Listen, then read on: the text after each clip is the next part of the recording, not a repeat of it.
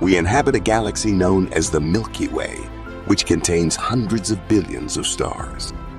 How did we arrive at this point, and what is our future? These concerns involve galaxies in every aspect. The known universe contains 200 billion galaxies, each of which is unique, immense, and dynamic. Where do galaxies come from? How do they work? What is their future? And how will they die?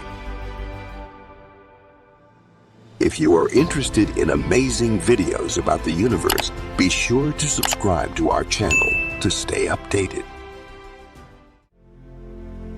This is the Milky Way, our galaxy. Approximately 12 billion years old, the galaxy is a vast disk with enormous spiral arms and a central nucleus. It is only one of countless galaxies in the universe.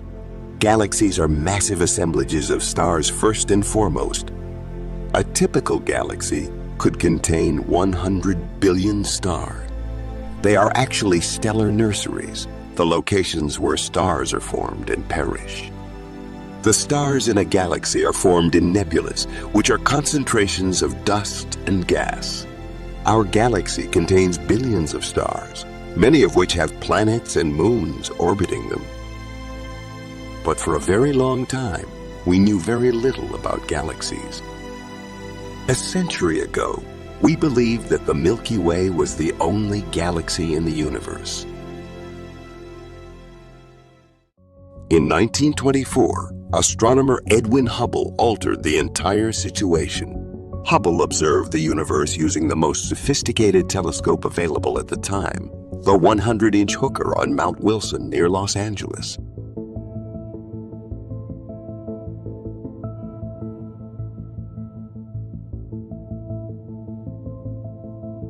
Far, far away, he saw hazy masses of light in the darkness of the night sky. He realized they were not even separate stars. They were entire star-filled cities, constellations far beyond the Milky Way. The astronomers received an existential jolt. We went from the Milky Way galaxy being the only galaxy in the universe to billions of galaxies in a single year. Hubble made one of the finest discoveries in the history of astronomy when he discovered that the universe contains a large number of galaxies rather than just one. This is the Whirlpool Galaxy. It comprises over 160 million stars and is characterized by two enormous spiral arms. In addition, the stars of the huge elliptical galaxy M87 shine with a golden hue since it is one of the oldest galaxies in the cosmos.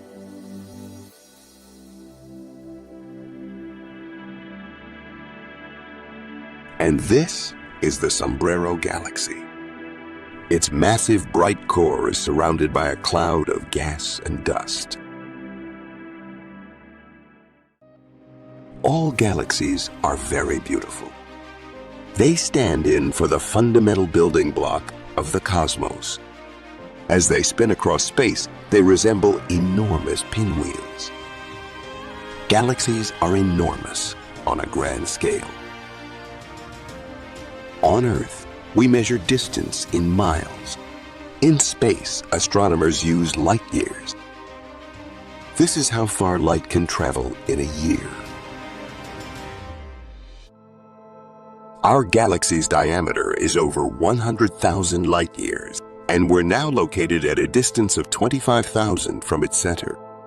However, in the grand scheme of things, even it seems like a tiny dot.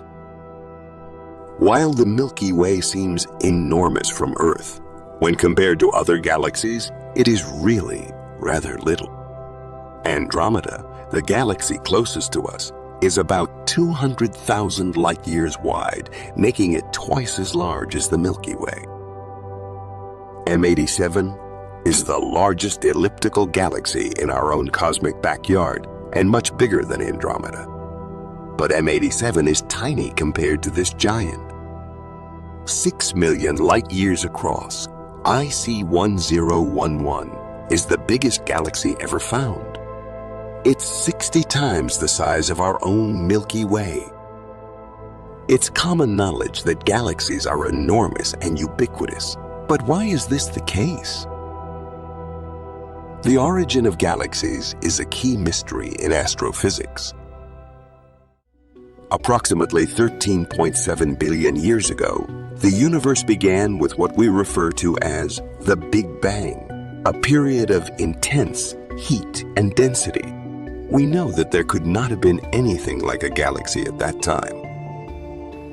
So galaxies must have come from that very early universe and formed from it. For stars to form, and for galaxies to form from those stars, gravity is essential. After the Big Bang, the first stars began to emerge only 200 million years later.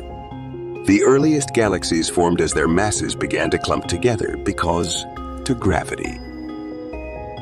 Thanks to the Hubble Space Telescope, we can now see the early universe when galaxies were just beginning to form. Numerous galaxies are visible to the Hubble, the light we see from distant galaxies now. However, really departed those objects many millions or perhaps billions of years ago. What we see now is the distant past of those galaxies since it took so long for their light to get to us. The Hubble Deep Field reveals a collection of fuzzy dots. They are quite different from the galaxies we see now. We can hardly make out these little specks of light.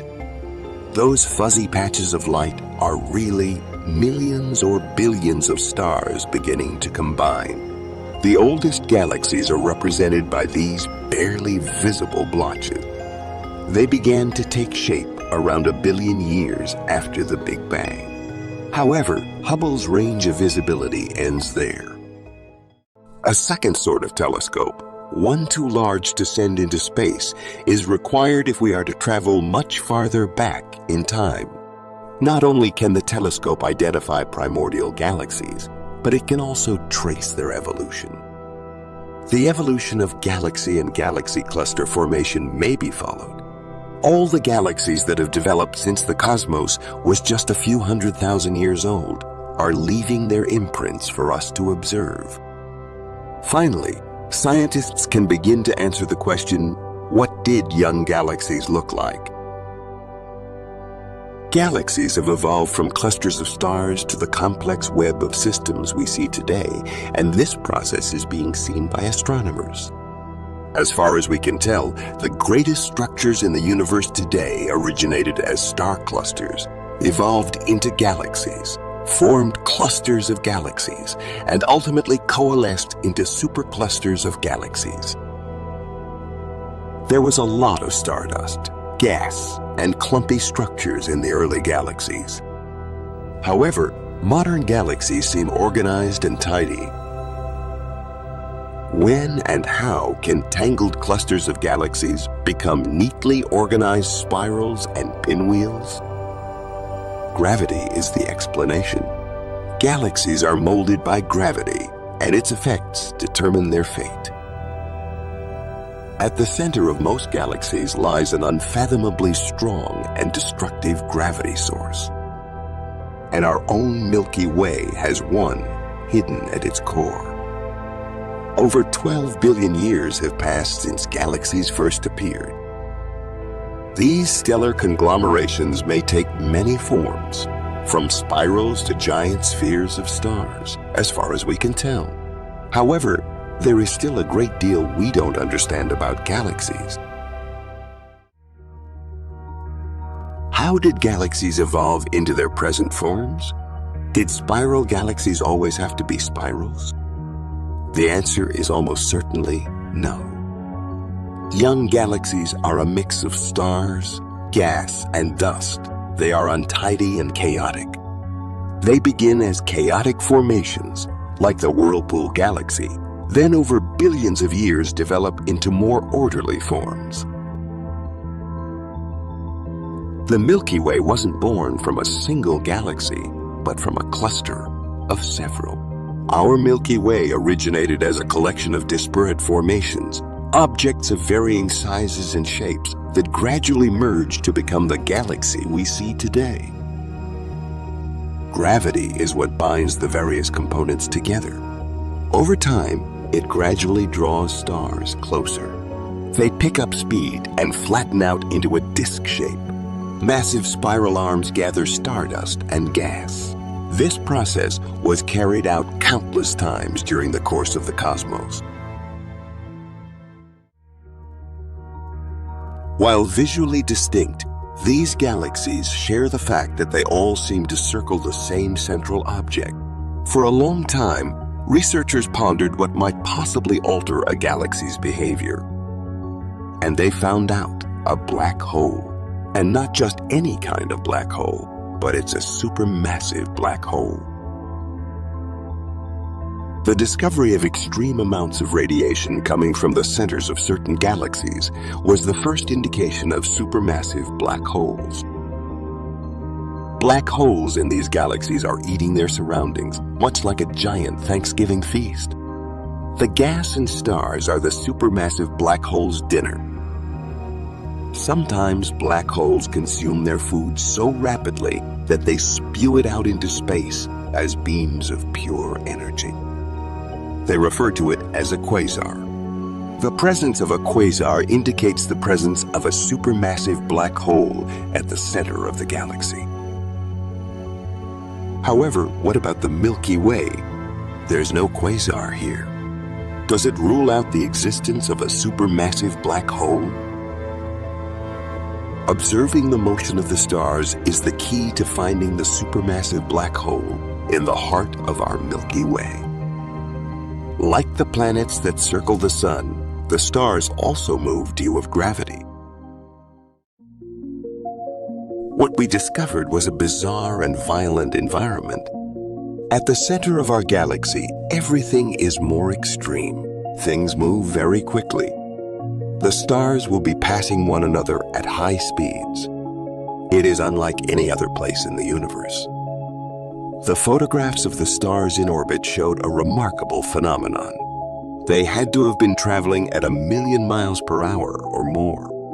Only a gigantic black hole has the energy to toss large stars around like that. This curvature was the conclusive evidence for a supermassive black hole at the heart of our galaxy, as it is the black hole's gravity that drives the orbits of these stars. A massive black hole measuring 15 million miles wide sits at the heart of our Milky Way galaxy. So, is there any danger to Earth? We are in absolutely no danger of being sucked into our supermassive black hole. It's simply too far away. In reality, the distance between Earth and the supermassive black hole in the heart of the Milky Way galaxy is 25,000 light years. That's many trillions of miles. For the time being, Earth is secure. Although supermassive black holes are the source of enormous quantities of gravity, they are not strong enough to bind galaxies together. In reality, the rules of physics dictate that galaxies should accelerate away from one another. So what's stopping them? Because there's something stronger than a gigantic black hole waiting to be discovered. It is invisible and very difficult to detect. It's called dark matter, and it's everywhere. Supermassive black holes discovered by astronomers are found in the centers of galaxies and are responsible for the rapid movement of stars in their vicinity. However, they are insufficient to hold together all of the stars in a vast galaxy. So what does hold them together? It was a mystery until a maverick scientist proposed that something unknown was at action. Fritz Zwicky, a Swiss astronomer, pondered in the 1930s why galaxies clustered together. He reasoned that because they weren't producing enough gravity, they should be flying apart. However, the force of our own gravity was insufficient. Therefore, he deduced that it must be something that had never been discovered before, something that had never even been considered, and he called it dark matter. Fritz Zwicky was decades ahead of his time, and that's why he grated on the astronomical community. And this is a brilliant idea. But he was correct, you know. It's possible that individual galaxies are also held together by the mysterious substance that Zwicky dubbed dark matter. Galaxies rely on dark matter as a kind of protective framework that keeps them from collapsing and moving about. Now, scientists have discovered that dark matter does more than just bind galaxies together. It may have also triggered their evolution. Scientists believe that after the Big Bang, dark matter started to cluster, and these dark matter clumps evolved into the galaxy's nucleus. However, the nature of dark matter is still a mystery to physicists. Weird things happen with dark matter since we don't know what it is. Obviously, it's not constructed from the same substance that humans are. You can't push against it. You can't feel it. However, it is likely everywhere. It's a ghost-like material that will pass right through you as if you didn't exist at all. Although our understanding of dark matter is limited, it seems to be abundant across the cosmos. That means there must be at least 6 times as much dark matter as regular matter, what humans are comprised of in the cosmos. And the way the cosmos seems to function depends on it. Observations of its effects on light have led to its recent indirect detection in deep space. Through a process known as gravitational lensing, it warps the light. The existence of dark matter may be tested using gravitational lensing. As a ray of light from a distant galaxy travels towards us, its course will be bent around a huge collection of dark matter due to the latter's greater gravitational attraction. Some distant galaxies indeed seem stretched and warped when seen via the Hubble telescope.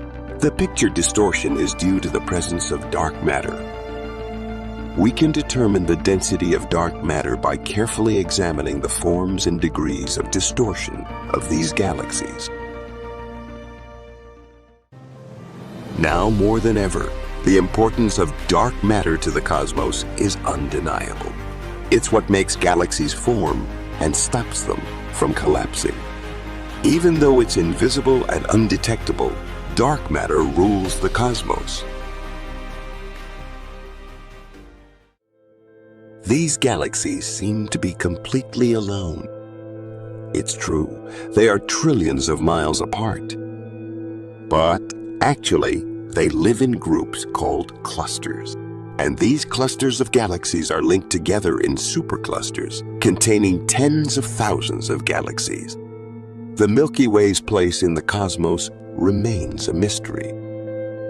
If you look at the overall image, you'll see that our galaxy is associated with a smaller group of galaxies, including about 30 members in total, and that our galaxy and Andromeda are the 2 largest members of this group.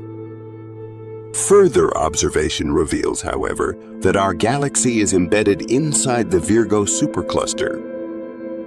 Researchers are now making maps of galaxy clusters and superclusters to better understand the cosmos.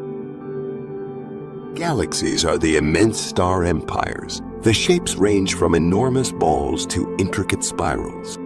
The problem is that they are always evolving. When we stare out into the cosmos, it's easy to assume that our galaxy hasn't changed in eons. It's not. The Milky Way is a dynamic galaxy. Over cosmic eons, its basic nature has been changing. Galaxies don't only evolve, they move as well. And sometimes they run into each other. The 2 galaxies will merge over millions of years when they collide. This kind of collision occurs all the time in the cosmos. Our own Milky Way is no exception. We are on a collision course with the galaxy Andromeda, and that's terrible news for the Milky Way. At a speed of around 250,000 miles per hour, our Milky Way galaxy will collide with Andromeda in about 5 billion to 6 billion years. It's all over for the Milky Way galaxy. If you could look out into space, you'd see the whole Andromeda galaxy hurtling toward us, at a tremendous rate of speed. As the two galaxies interact, they both become more and more disturbed and closer together. There will be a dance of death between the two galaxies. Whenever galaxies collide, they release clouds of gas and dust in all directions. As galaxies collide, their combined gravity rips stars from their orbits and launches them into the void. As we approach doomsday for the Milky Way galaxy, it would be spectacular. The two galaxies will ultimately pass through one another and merge into a single one. The Milky Way and Andromeda as we know it will cease to exist, and Milkomeda will be born, and it will look like a whole new galaxy.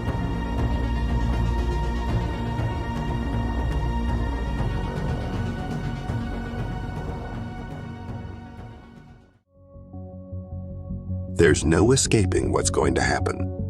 The question is, what's it mean for planet Earth? We may either be thrown out into outer space when the arms of the Milky Way galaxy are ripped apart, or we could wind up in the stomach of this new galaxy. Stars and planets will be pushed all over the place, so this may well be the end of planet Earth. Galaxies all over the universe will continue to collide. But this age of galactic cannibalism will eventually pass. Because there is an even more destructive force in the universe, a force that nothing can stop. It will eventually tear the cosmos apart by stretching everything to the point that galaxies are pushed apart from one another. Researchers have identified a new cosmic power. It's called dark energy. Unlike dark matter, dark energy has the opposite effect. It pushes galaxies apart rather than bringing them together. Dark energy, which we've only discovered in the last decade and which dominates the universe, is significantly more enigmatic. We don't have the slightest idea why it's there. What it's made from, we don't really know.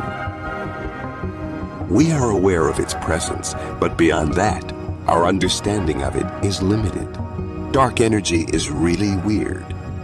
Things resist and are pushed away from one another as if space itself contained tiny springs. In the far future, scientists predict that dark energy will triumph over dark matter in the cosmos.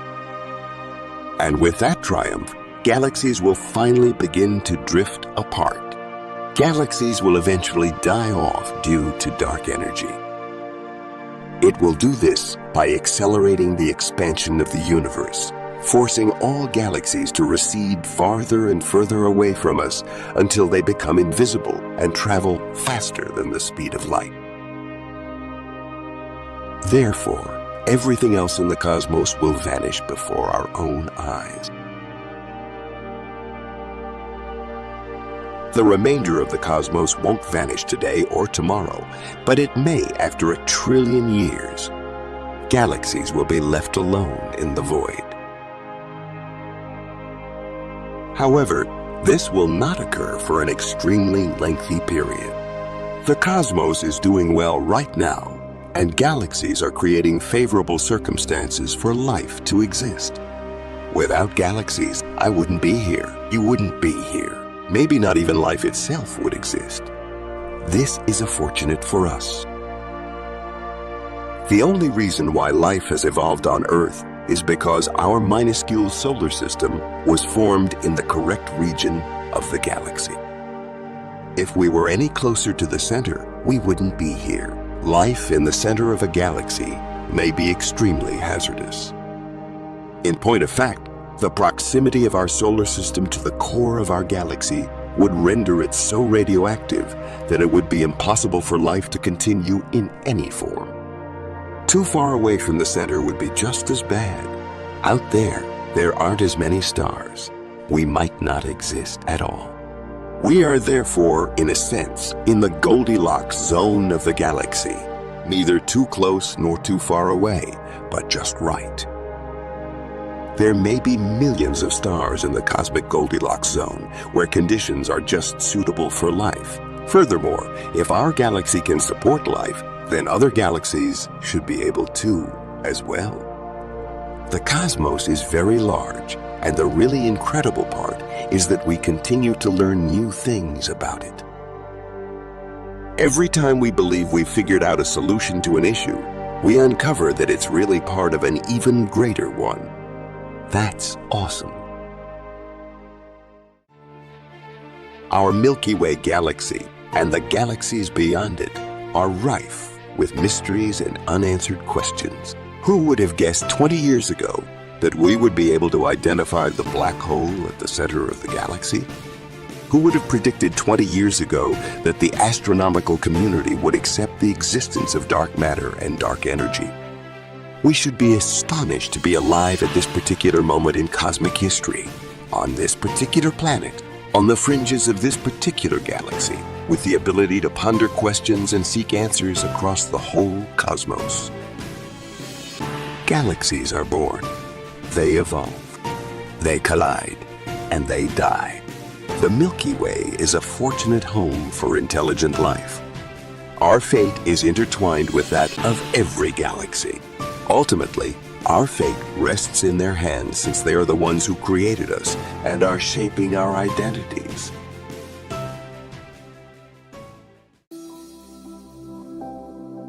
We used to only know about the planets that circled around our sun. But now we know that there are rocky worlds and huge gas clouds that circle other stars. They have a great story to tell. The early history of these planets would have been very, very violent. Planets are made the same way everywhere. They come from the dust and other things that are left over after stars are born. So, if they're all made the same way, what makes them so different? As it turns out, the universe is full of galaxies, gas clouds, stars, and planets. There are 8 worlds in our sun's system. But now we know that they are just a small part of the huge family of planets in the sky. It's a very important moment in the history of science to be sure that there are other systems of planets out there. And in our Milky Way galaxy, which has 200 billion stars, there are probably dozens of planets.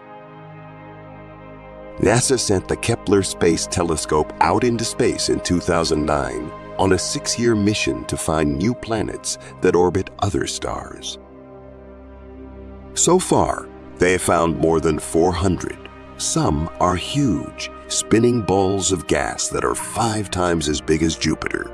Others are huge, rocky worlds, many times larger than Earth. Some follow wild, erratic orbits, so close to a star they're burning up. One thing is clear: no 2 planets are the same. Each one is unique, but most of these new worlds are very far away and hard to study. Most of what we know about how planets work comes from the 8 that circle our sun. Our own planets come in 2 main types. There are 4 rocky planets in the inner solar system: Mercury, Venus, Earth, and Mars. And in the outer solar system, there are 4 giant gas planets: Jupiter, Saturn, Uranus, and Neptune. Each of the 8 worlds is very different from the other 7. When our solar system was born 4.6 billion years ago, they started to develop their own personalities. When the sun ignited, it released a massive cloud of gas and dust into space. All 8 planets, including the metal planets closer to the sun and the gas planets farther away, came from this cloud of space debris. All of the worlds in our solar system are made of the same materials. They're made from the same cloud of gas and dust, but they formed under very different conditions. Some of them formed close to the sun, where it was much hotter, and some formed far away, where it was much colder. And since the situations were so different, the things that came out of them were also different. So, at the beginning of the solar system, there was a pretty even mix of silicates, water vapor, hydrogen, a lot of hydrogen, methane, and other things. These elements in the dust cloud are like ingredients in a cake. They cook in different ways based on how the ingredients are mixed and how hot the oven is. And you'd mix the ingredients just like you did with the cake. Then you'd put it in the oven and bake it, and it would change. So basically, this is what happened in the solar system. Overall, the planet cooks in a slightly different way, depending on how close it is to the sun. Near the sun, where it is hot, gases are burned off and water boiled away. Only materials that stay solid at high temperatures, like metals and rocks, can survive. This is why only rocky planets form close to the sun.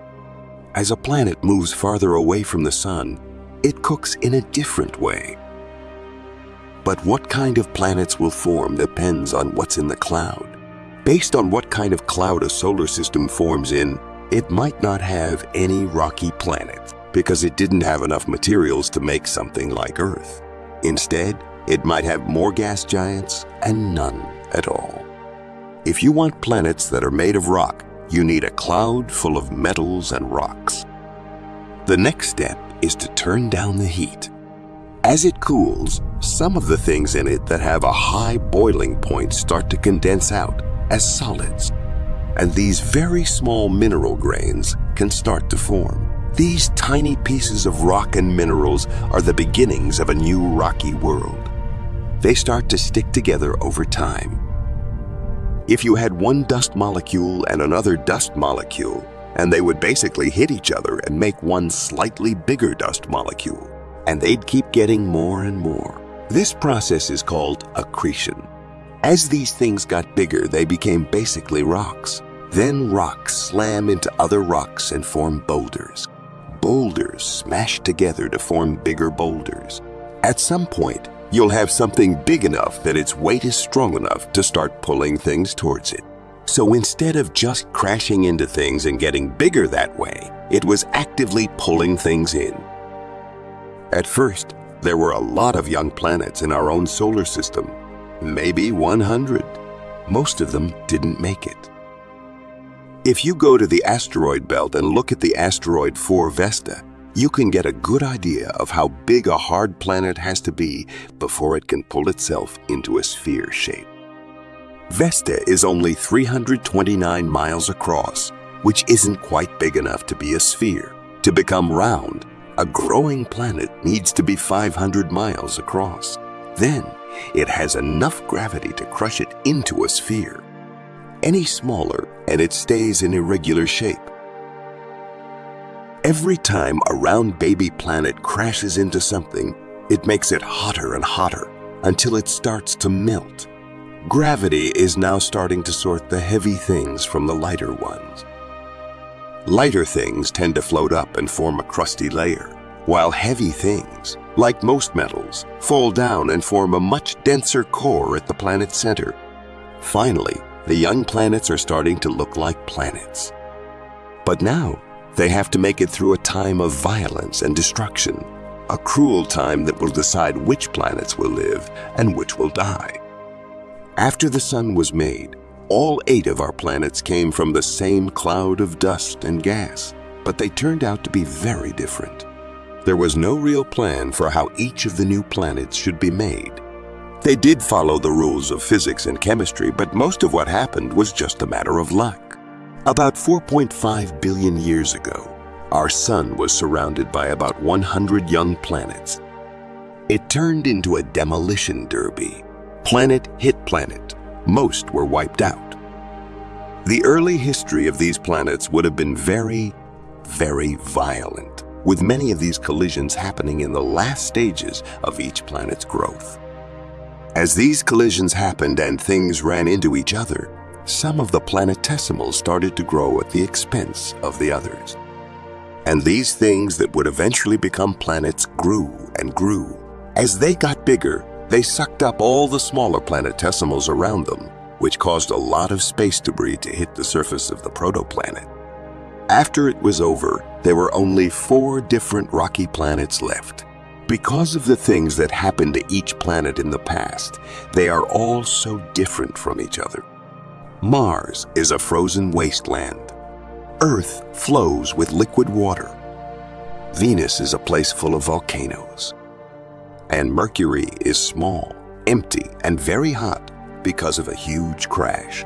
Mercury, for example, has a very thin crust and is very dense. So, it could have been a bigger planet in the past.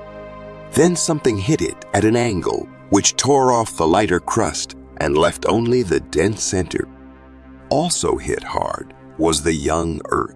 At the end of the Earth's development, it was hit by something else, which tore apart its mantle and sent the pieces into orbit around the Earth, where they regathered to form the Moon.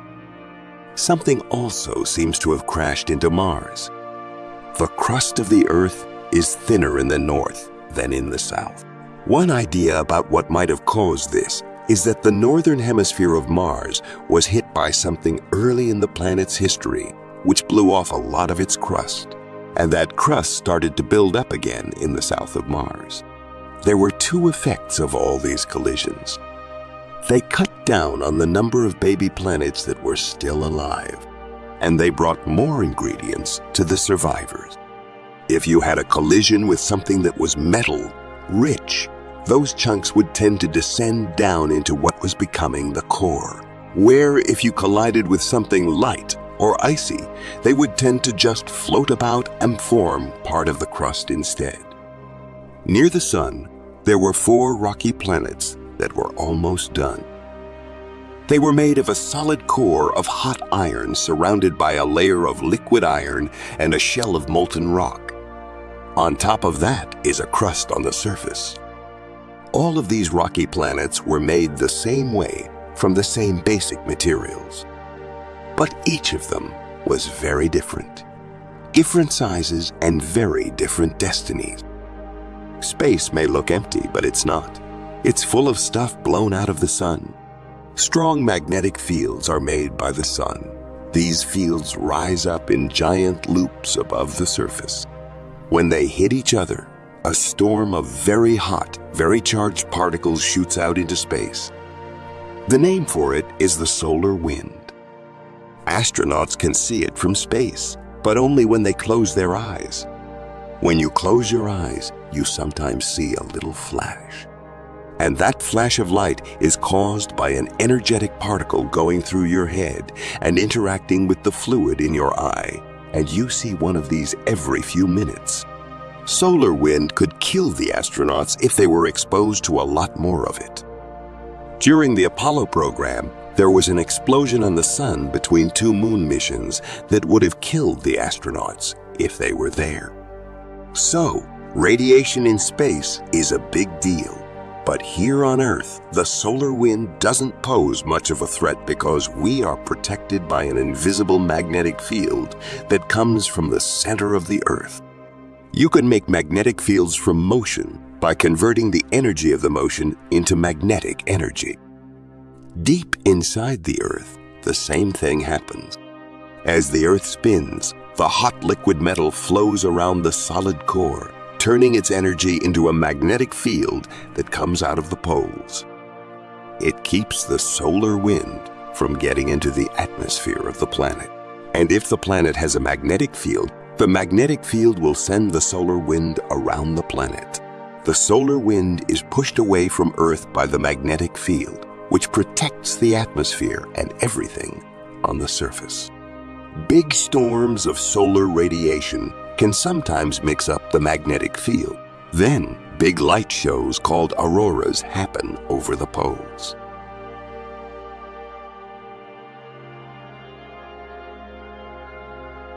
Without a magnetic force field, Earth's atmosphere and water would be blown away by the solar wind, leaving a planet that is dead and dry, a lot like Mars. Mars was made the same way Earth was, but today it's cold and dry and there's not much going on. So why have the 2 planets changed so much? NASA sent 2 robots to Mars in 2004 to find out what was there. The Spirit and Opportunity rovers looked at miles of the surface of Mars. They proved that Mars is a dry, dangerous desert with only the atmosphere of Earth. But they did find signs that water used to be there. Mars wasn't always a dry, barren place. We have found strong evidence that water was once below the surface, rose to the surface, and evaporated away. In a few places, we can also see ripples that are made when water flows over sand. So, not only was there water under the ground, it had flowed across the surface. If Mars used to have water, it probably also had a lot of atmosphere around it. So what happened? We can see that there were volcanoes on Mars in the past, so it had a hot interior at some point. And because it was made of the same stuff as Earth, it would have had a hot iron core surrounded by liquid metal in the middle. It should have also had a magnetic field. The question is, where did it go? Early in the planet's history, Mars apparently had a strong magnetic field. And it was probably caused in the same way as it is on Earth. But Mars is a smaller planet than Earth. Because of this, it will lose heat more quickly. And that means that a liquid core can become solid when it freezes. If you completely freeze the core, the convection will stop. The flow stops, and the magnetic field disappears. As soon as the magnetic shield stopped working, the solar wind blew away the atmosphere and the water evaporated. Mars turned into a cold, empty place. The rocky planets, Mars, Earth, Venus, and Mercury, all formed within 150 million miles of the Sun. But 4 times farther out, the Sun baked a very different kind of planet. These monsters are very big, made of gas, and have no solid surfaces at all. So far, astronomers have found more than 400 new planets in solar systems far away. Almost every one of them is huge and made of gas. Our solar system has 4 of these so-called gas giants: Jupiter, Saturn, Uranus, Neptune, all of which have thick, soupy atmospheres with lots of hydrogen, helium, and methane. Why are these outer 4 made of gas when the inner ones are rocky? It's very cold here, 500 million miles from the Sun. At the start of the solar system, there was some dust, but mostly gas and water, frozen in ice grains. It was cold enough to make solid snow where the big planets began to form. And we think that we were able to make ice snowflakes, and that these were able to stick together to form the cores of the giant planets. We think that's why the big planets might have grown so big. Because there was so much ice and gas, their cores grew to be about 10 times the size of Earth. A lot of gravity came from these big cores. They had so much pull that they sucked in all the gas around them and made thick, soupy atmospheres that went down tens of thousands of miles. The more gravity they made, the bigger they got. More and more dust and debris kept getting pulled towards the planets, and this is what made up their moons. Each of Jupiter and Saturn has more than 60 moons. The gas planets have something else that makes them unique: rings. Saturn is different from the other planets because it has these beautiful rings. It turns out that Jupiter, Uranus, and Neptune also have rings, but they are very weak and hard to find. But they are there. There are rings around all 4 of the gas giants, but Saturn's are the most obvious.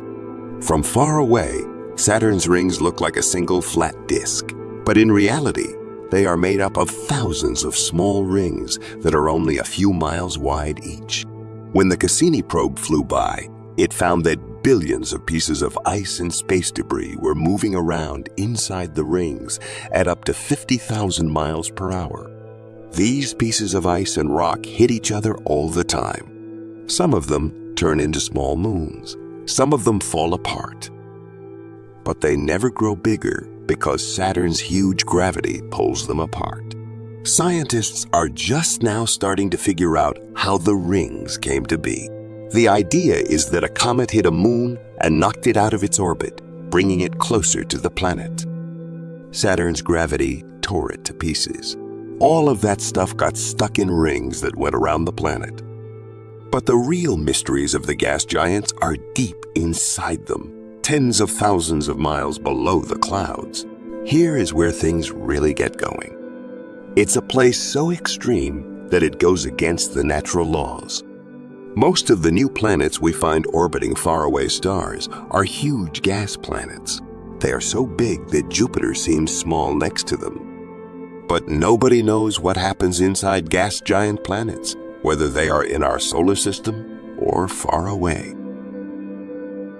We know that Jupiter's thick atmosphere goes down 40,000 miles, and we can see bands of gas moving at high speeds that make violent storms on its surface. But we don't know what's happening inside, far below the storms. NASA sent the Galileo spacecraft on a 14-year trip to Jupiter to find out. December 7, 1995, Galileo sent a probe into Jupiter's atmosphere, which it did at a speed of 160,000 miles per hour. As it fell through the thick air, the parachute slowed it down. It saw lightning in the clouds and 450-mile-per-hour winds. The probe transmitted data back to Earth for 58 minutes. What happened to the Galileo probe that we dropped in? It didn't hit anything. It just kept falling into Jupiter's environment, and the pressure kept going up and up and up. As it fell, it measured pressures 23 times higher than on Earth and temperatures over 300 degrees higher than on Earth. When you're in the environment of a gas giant and you go deeper and deeper into this soup of hydrogen, which has no solid surface, it can still be very heavy. And so eventually you would be crushed by the overlying weight of the material that's there. Even though the probe only went 124 miles down before it was crushed, it showed scientists what Jupiter's inside looked like. But the dark heart of the planet still remains a mystery. Like some rocky planets, the gas giants have a magnetic field too. Jupiter's magnetic field is 20,000 times stronger than Earth's, and so big that it goes all the way to Saturn, which is more than 400 million miles away. Like on Earth, Jupiter's magnetic field keeps the solar wind away from the atmosphere and keeps it safe. When scientists looked at Jupiter's magnetic field, they found that it affected the moons of Jupiter. The volcanic moon Io orbits only 217,000 miles from the planet. Every second, Io's volcanoes send a ton of gas and dust into space. It gets even stronger because of Jupiter's magnetic field, which makes powerful belts of radiation. And this makes the area around Jupiter very busy in a lot of ways.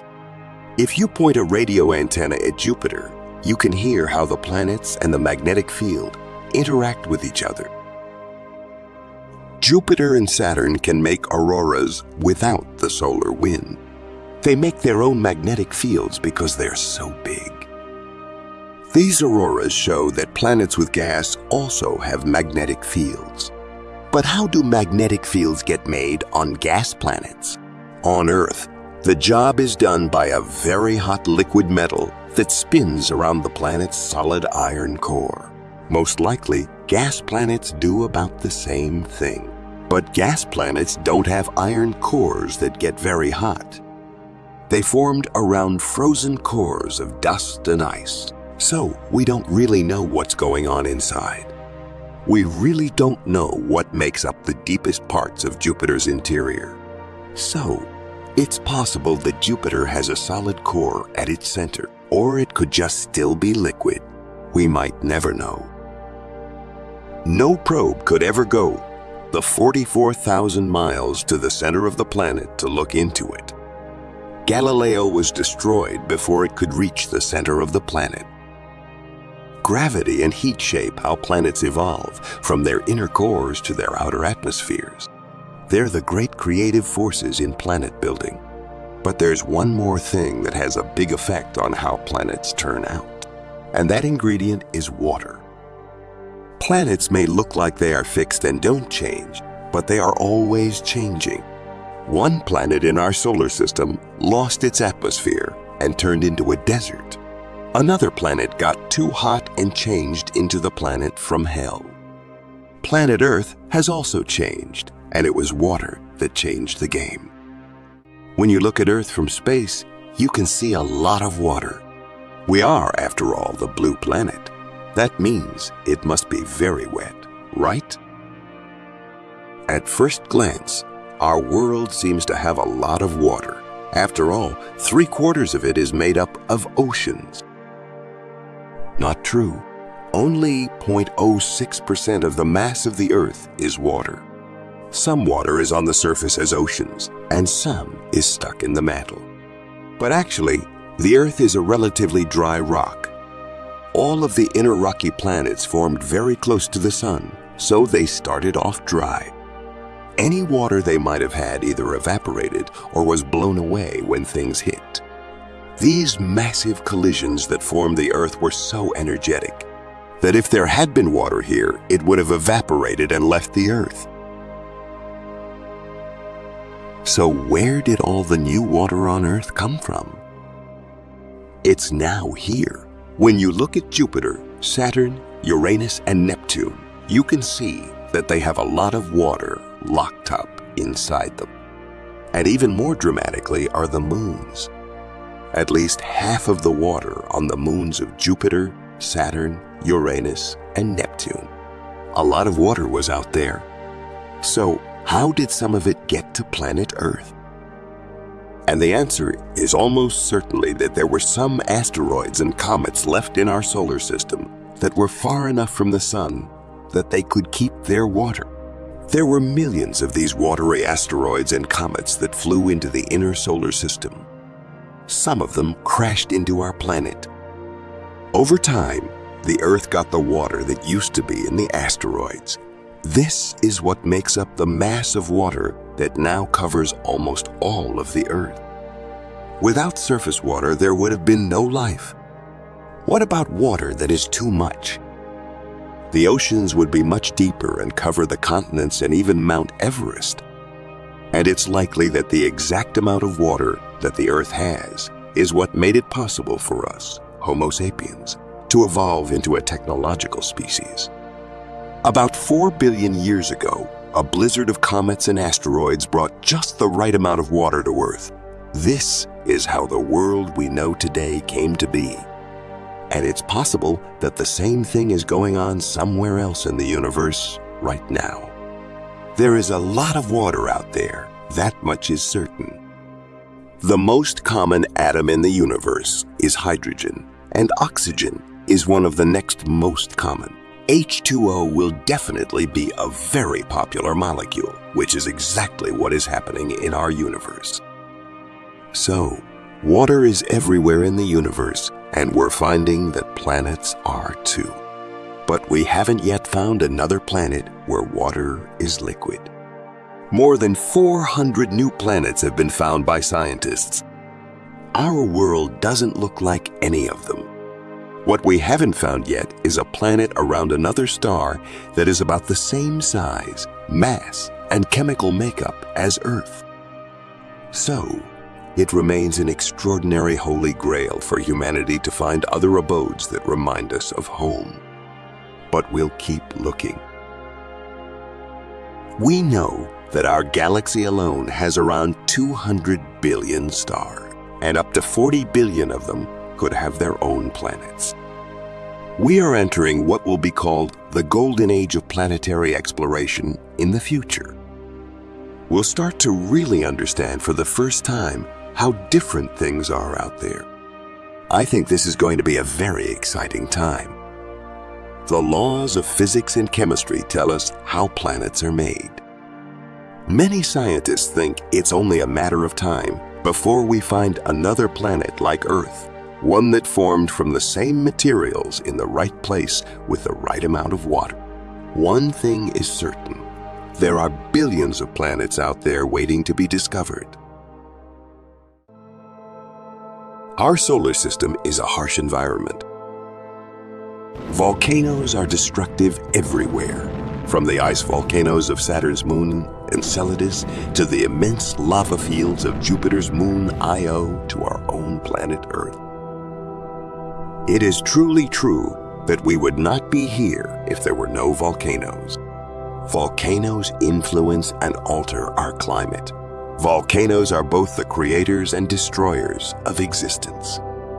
Today's spacecraft and observatories have revealed volcanoes on planets we once believed to be dead. The discovery of volcanoes on an object smaller than the moon was a major surprise. If there are volcanoes on other worlds, could there also be life? Volcanoes are among the most potent natural occurrences on Earth. They create new land, destroy the old. They emit gases that alter the atmosphere we breathe. Deep in our oceans, volcanic heat fuels bizarre new forms of life. Volcanoes help sustain life on Earth. Now we look for signs of life on other planets.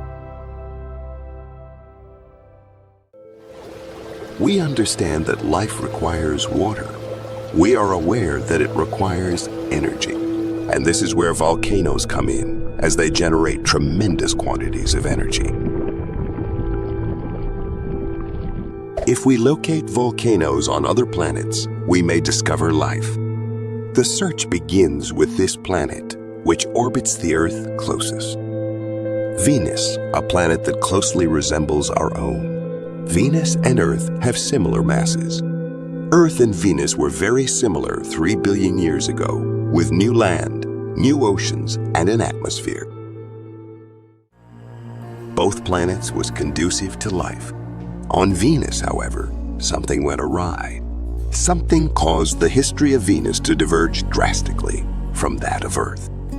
Venus took a definite turn to the dark side a long time ago. Venus is hell, our malevolent twin planet. Today, the surface of Venus is like a furnace. The surface is 900 degrees Fahrenheit hot. It is actually heated enough to melt some metals, so you have no chance. Venus is a greenhouse world. Its atmosphere contains a high concentration of carbon dioxide. It absorbs solar heat like a blanket.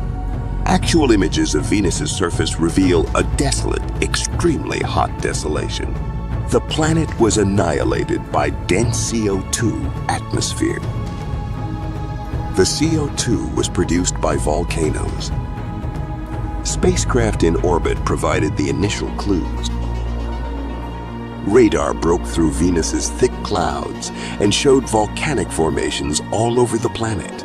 These formations look a lot like the shield volcanoes on Earth. Round and flat, shield volcanoes derive their name from their shape. These volcanoes ooze, but they ooze for thousands of years.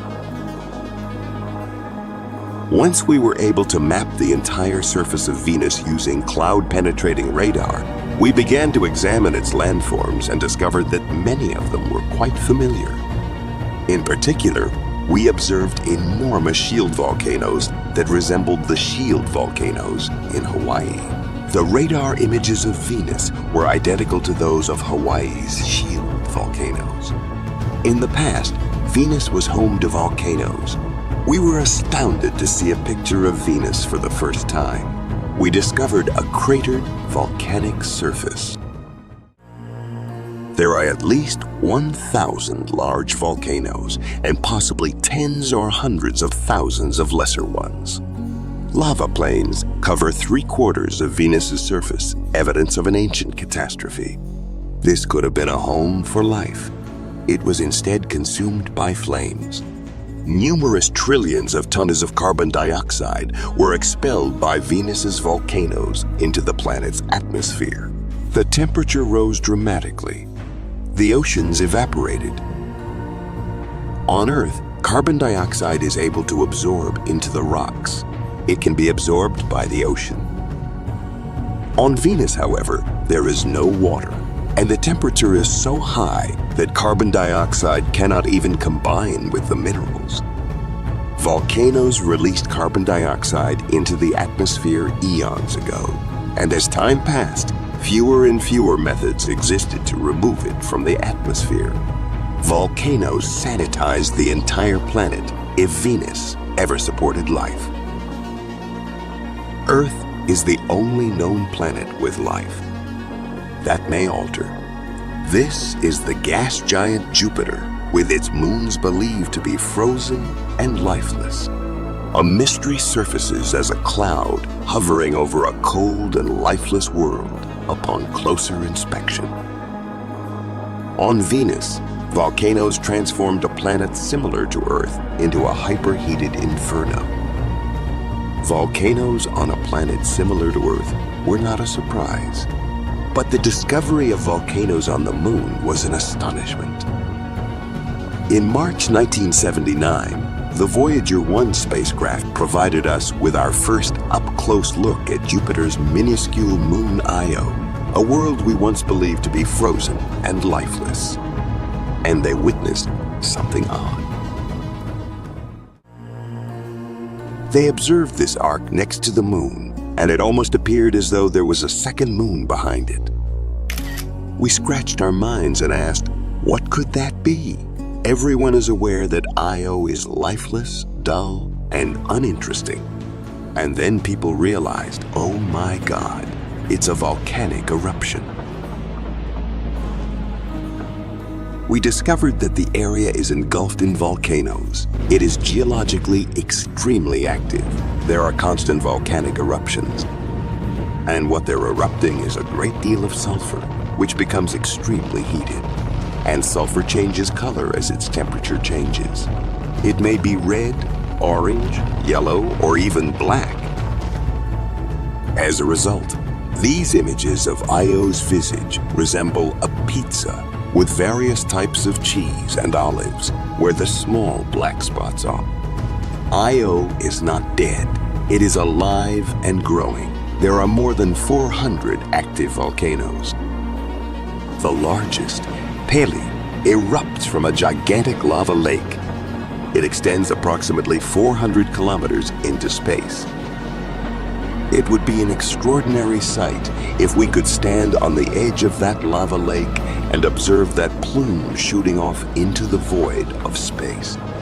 Pele's eruptions are so massive due to Io's diminutive size. There is nothing holding the lava back, as there is virtually no atmosphere and little gravity. These enormous eruptions make Earth's volcanoes resemble fireworks. How can a moon so small be so volcanic? The answer is Jupiter. Similar to how the moon raises the tides in Earth's oceans, Jupiter raises solid rock tides on Io. The orbit of Io around Jupiter is not circular. Sometimes it's closer, sometimes farther away. Jupiter exerts a gravitational force on Io. Jupiter's gravity stretches and squeezes Io.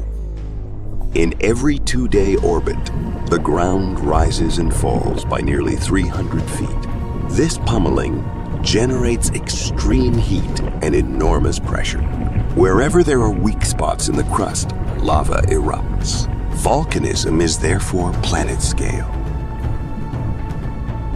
In contrast to Earth, where certain portions are active around the plates or in weak areas, this is an entire moon that's one active hotspot. Io is the most volcanism-active planet in the solar system as a result of the immense power of gravity. Volcanic activity on Io has taught us something new. It taught us that internal energy sources can drive volcanism in a manner distinct from that on Earth. Io is a lava world that is extremely hot and violent. It is difficult to conceive of anything surviving there. We have discovered strange eruptions on numerous planets and moons. But so far, the only world where volcanoes are linked to life is ours, or so we thought. This is Europa. It orbits Jupiter at a distance of nearly 500 million miles from the Sun and is a 2,000-mile wide sphere of ice. From afar, its surface appears to be polished. Up close, it's a different story. Europa is pummeled by Jupiter's immense gravity, just like its companion Io. The surface rises and bends, forming ridges and deep fissures. When we first obtained close-up images of Jupiter's moon Europa, they seemed vaguely familiar, and it turns out that they resemble Arctic ice flows. And it turns out they are the same. A global liquid ocean lies beneath Europa's several-mile thick icy crust. Magnetic measurements indicate Europa's ocean is an astounding 60 miles deep.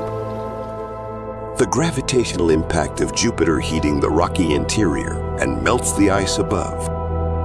As the core is stretched by tides and heated, possibly melting, it is not preposterous to believe that there is a boundary between a hot core and a liquid water ocean. Underwater eruptions on Earth are surrounded by life. The same may occur on Europa. Here, the darkness is complete.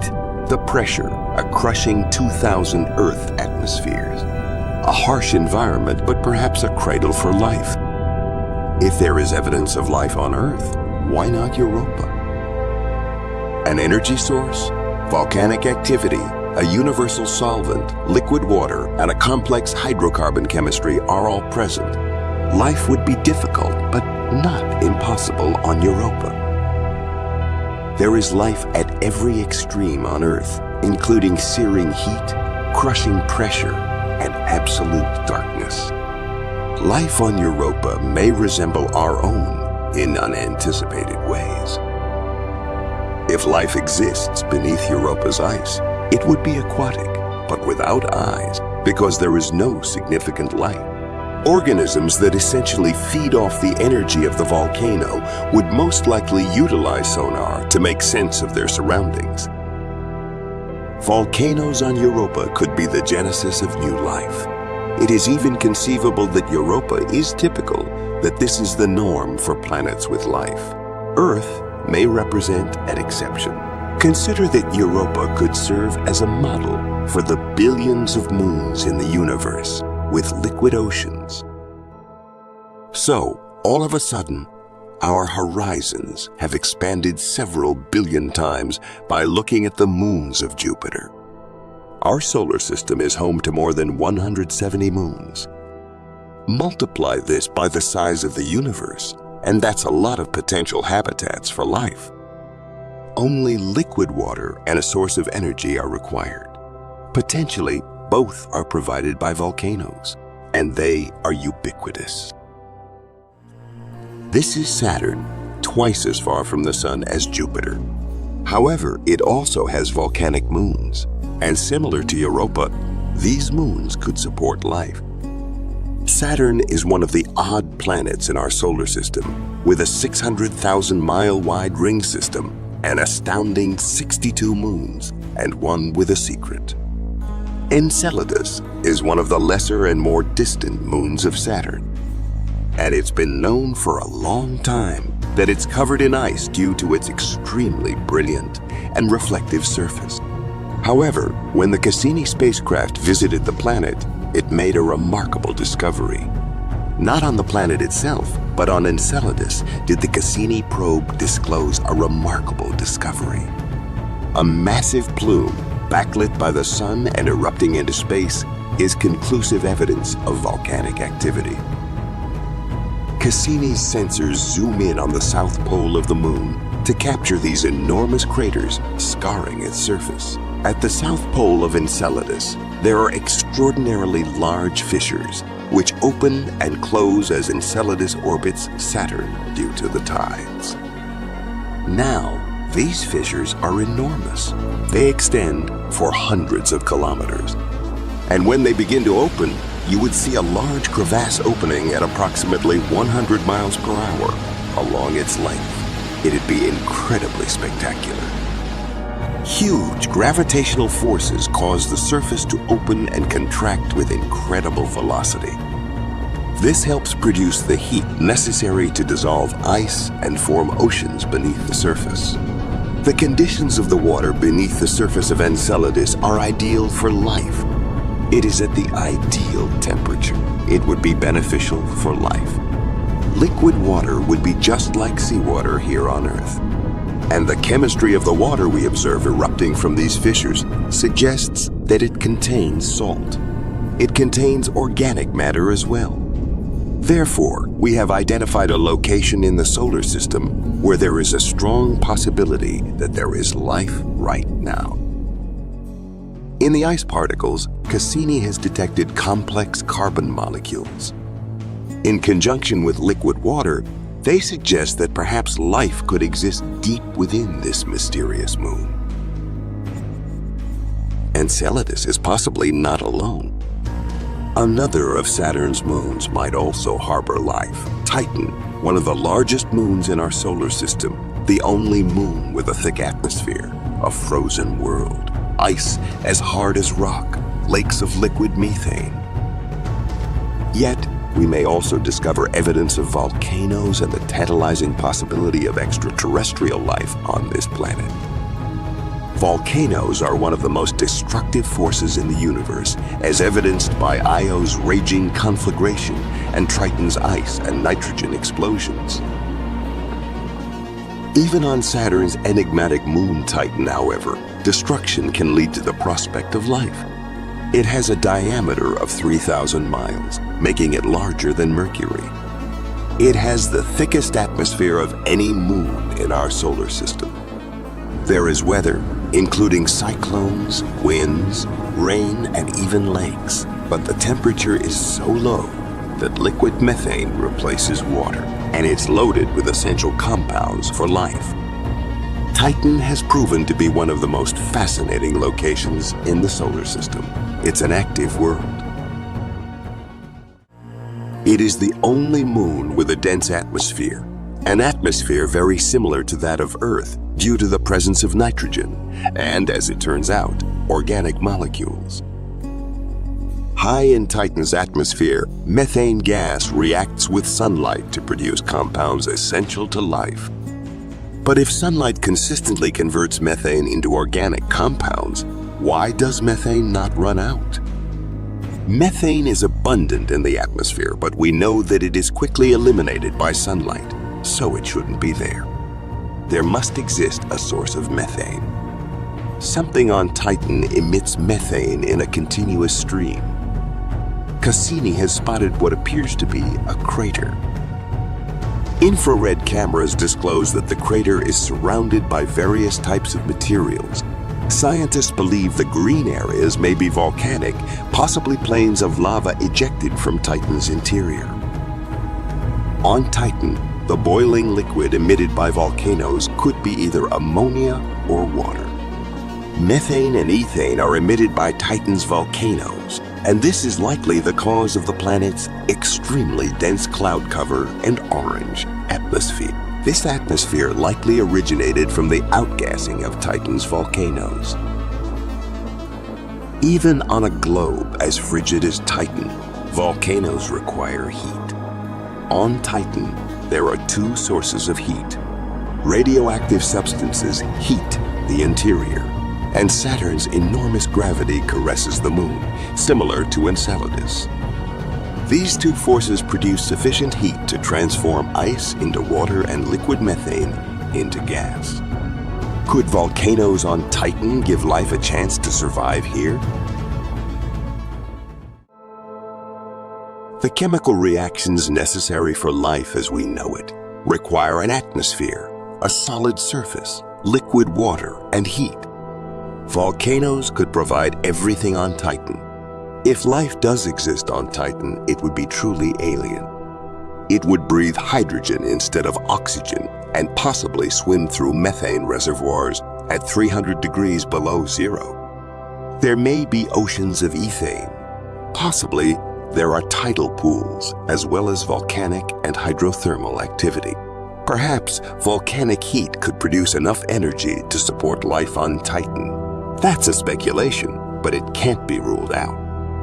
However, we may not need to travel so far to discover signs of life.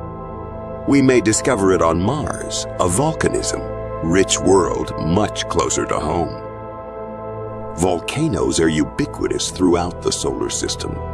Planets such as Io, Titan, and Triton are intricate, volatile, and violent. Once, we believed that Earth was the only planet with both volcanoes and life. Now, we find volcanoes everywhere, but alien life has yet to be discovered. Volcanoes exemplify the absolute force of creation and destruction. They go hand in hand. It is literally true that if there weren't volcanoes here, we would not be here either. Volcanic cauldrons are the birthplace of life. Volcanoes create new landscapes, seed the atmosphere with complex chemicals, replace the old with the new. If volcanoes are linked to the processes of life, where is life on other planets? Perhaps the origin of the answer lies in ancient times, when the solar system was immature on a planet similar to our own.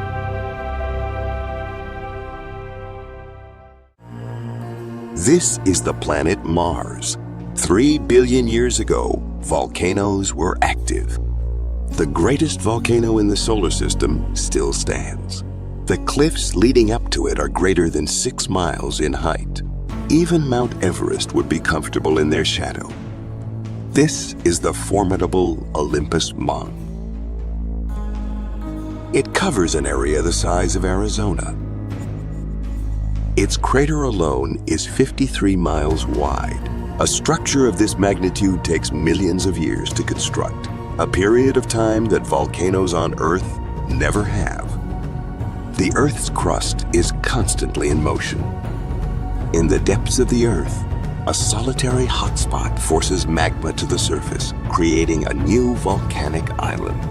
While the hot point remains stationary, the surface is in motion. The new island moves away from the hot location and is replaced by a new volcanic island. Mars is different. The crust is locked solid. On Mars, there is simply no tectonic activity. The crust is one big solid plate, and so if there's a hot spot, it just sits there and builds and builds and builds. And you get a larger and bigger volcano. Therefore, Olympus Mons is so enormous. Today, Olympus Mons is an icy remnant of a distant, warmer era. Olympus, an extinct volcano on a fading planet, is now a veritable colossus due to Mars's diminished atmosphere. However, the ancient volcanic terrain of Mars could one day support life. The evidence is readily available on Earth. Volcanoes on Hawaii have formed enigmatic tunnels known as lava tubes, which are formed when rivers of molten rock rush into the ocean. Lava tunnels are formed when there is an underground river of basaltic lava, magma, and molten rock at 2,000 degrees Fahrenheit. Imagine it as an icy river with a crust of ice forming on the surface. It's the same, except here, the crust is solid rock and the river continues to flow beneath, creating this cave, this lava conduit. Recent images imply that Mars volcanoes may have also created lava tubes. Any rocky planet with basaltic volcanism will likely contain lava pipelines. Now, after possibly millions of years of inactivity, these lava tunnels could revive life on the red planet. This existence will be our own. Radiation will be one of the obstacles that future humans will face when attempting to live on Mars. And especially during solar cyclones, the incoming cosmic rays can be lethal. The tunnels and caverns of Mars's extinct volcanoes could one day serve as an ideal home, retaining air and shielding us from harmful radiation. A long-dead volcano could help fill a world with new light. Volcanoes are capable of both destruction and creation.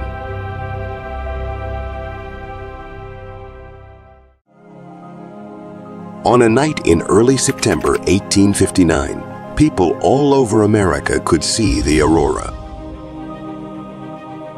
It was blood red and so bright that when miners in the Rockies came out of their tunnels, they thought the sun was coming up. So bright, in fact, that even at midnight you could read a newspaper. It didn't just happen in the US. People all over the world saw these auroras. No one knew why they had happened. But earlier that same day, an astronomer had seen something on the sun's surface that he called a white light flare. Back then, the flare and the aurora seemed to have nothing to do with each other. But we now know that the spectacular aurora was caused by that flare, which was a coronal mass ejection. And if this violent event happens again, it could destroy our modern technological world. The sun is the most familiar thing in the sky. It gives all life on Earth heat and light. It is so big that it's hard to imagine, and it makes up 99% of the mass of the solar system. This nearly perfect sphere has a diameter of 1.4 million kilometers and was made by the burning of hydrogen and helium for the last 5 billion years. But from an astronomical point of view, it's nothing special. A G main sequence star, also known as a yellow dwarf. But looks don't always tell the whole story. Solar flares and explosions of plasma, particles, and radiation from its surface travel far into space. We call this process the solar wind. Solar storms, on the other hand, are very violent eruptions. And a coronal mass ejection, or CME, is the most dangerous because it has the potential to bring our high-tech society to its knees. Today, we'll find out how bad ACME could be and what astronomers are doing to keep an eye on our star to try to predict when they might happen.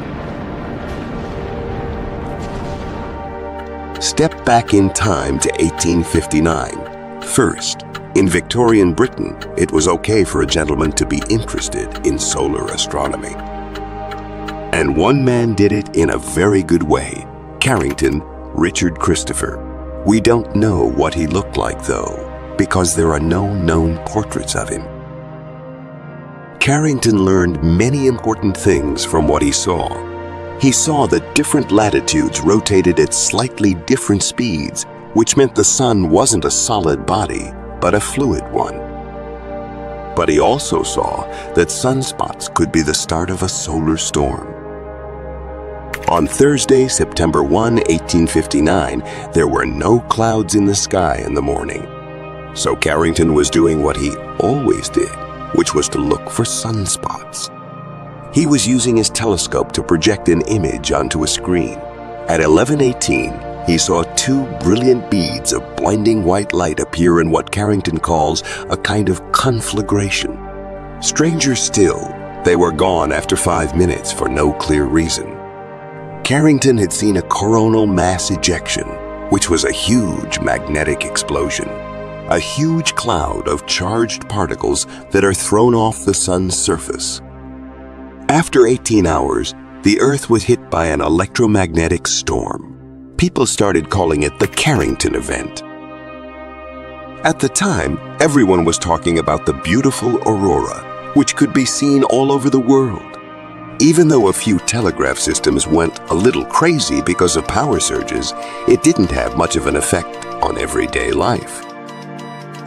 Don't forget, though, that this was 20 years before the light bulb was made. That was in the past. Things would be very different right now. Coronal mass ejections are common, but they can be different sizes and move in different directions. So the question is, what are the chances that something like what happened in Carrington will happen today? And how would it change things? So, what is going on at the sun, on the surface of the sun, when we talk about the solar wind and space weather? The sun is made of magnetic fluid, and when that magnetic fluid rotates, it twists and distorts the magnetic field. A twisted magnetic field stores energy, which can lead to eruptions, which are called mass ejections. And these explosions are huge, sending out 1 billion tons of material at 1 million miles per hour. So, we want to know where these things are going, because if they move toward Earth, they could affect the technologies we use. There's a very famous event in Quebec in 1989 where some power systems were disrupted for many hours in October. We've heard about the Carrington event, which happened in the 1800s. What would happen if it happened today, and how would it affect us? If we think about what we use satellites for now, we have GPS spacecraft that help us find our way, communication satellites, weather satellites, and even the stock markets are linked in some way. But we also have bigger power grids and a lot of wireless technology, and we don't know how they will react. How likely is it that something like the Carrington event could happen again? We know that the sun can still make these things happen. In 2012, there was an event that luckily didn't come toward Earth, but it did pass over one of the spacecraft we use to watch the solar wind. And it pushed all the sensors on that spaceship to their limits. So from what we've learned, we think that was at least as powerful as the Carrington event, and maybe even more so. It's just a coincidence that a big CME and one that's headed toward Earth both happened at the same time. And that's mostly just a matter of luck. We either get one or we don't. And how do we do with making predictions? Can we predict what the sun will do in a week, a month, or a year? Once ACME is up and running, we can start making predictions so that we can figure out how big it is, how fast it's moving, and most importantly, where it's going. All of this sounds very scary. Space weather is a problem, and the UK government knows this. The National Risk Register lists it. It's about as bad as a pandemic of flu. So, the people who make spacecraft are trying to find out what the most extreme conditions are in space, so they can make them so that they can handle those conditions to a certain degree. Both NASA and ESA are getting ready to send satellites into space that will get closer to the sun than ever before. The MET office's Space Weather Operations Center opened in 2014. It is one of only 3 places in the world that can predict the sun's effects on Earth around the clock. So far, the sun has had almost no sunspots, and the side that faces Earth is not expected to have any more sunspots or CMEs that are important. So luckily, there isn't much going on right now, and things don't look too different in the long run. So, spacecraft, satellites, power supplies should be safe for the foreseeable future. Trouble is, the foreseeable future in space weather forecast is, at most, just a few days. We still don't know a lot about CMEs, like where they're going, how big they are, or when they might happen in the future. 2 new solar probes will get closer to the sun than any other spacecraft has ever done. The Parker Solar Probe was supposed to be sent into space, and its destination will be close enough to the sun's surface to fly through the source of the most energetic solar particles. The Parker Solar Probe is an exploration mission that will measure the gas and magnetic field near the sun to figure out why this stuff is spreading out into the rest of the solar system. And this, the Solar Orbiter from ESA. Solar Orbiter might find out how sunspots, flares, and coronal mass ejections on the sun's surface are related to the solar wind. Solar Orbiter's success will be very important for our understanding of how the sun works. We think that the sun's magnetic field is made in a way similar to how Earth's is, but it is much more dynamic and changes all the time. We have an 11-year sunspot cycle during which the sun's magnetic fields move towards the poles and the polarity changes. On top of that, the magnetic field goes out into the solar system and flows over all of the planets. Solar Orbiter will measure these magnetic fields for the first time, And it will also give us the chance to watch the magnetic fields move to the sun's poles. To do this, Solar Orbiter will take pictures of the sun's atmosphere and measure the number, speed, and temperature of the particles moving across the space between the sun and Earth. But the magnetometer, which is made to measure the tiny magnetic fields in space that are carried by the solar wind, could be one of the most important and sensitive instruments. The sun is ever present in our lives. It gives us light, warmth, and even life itself. For Richard Carrington, who was the first person to record ACME, it was just a strange event. But now we know that these things can do a lot of damage to the world we live in. With new satellites and more observations, we might be able to learn more about these events and predict when the next coronal mass ejection will happen. Venus is nearly identical to Earth in size, making it one of our most similar neighbors in the solar system. With a mean radius of about 3,760 miles or 6,052 kilometers, it's approximately 95% the size of Earth. Its mass is about 81.5% that of Earth.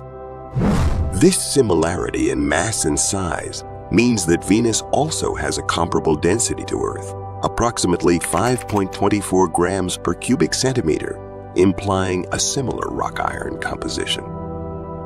Venus and Earth have a comparable structure, a central iron core surrounded by a rocky mantle and a thin crust. The core of Venus, while not as well understood as that of Earth, is believed to be partially liquid, similar to Earth's.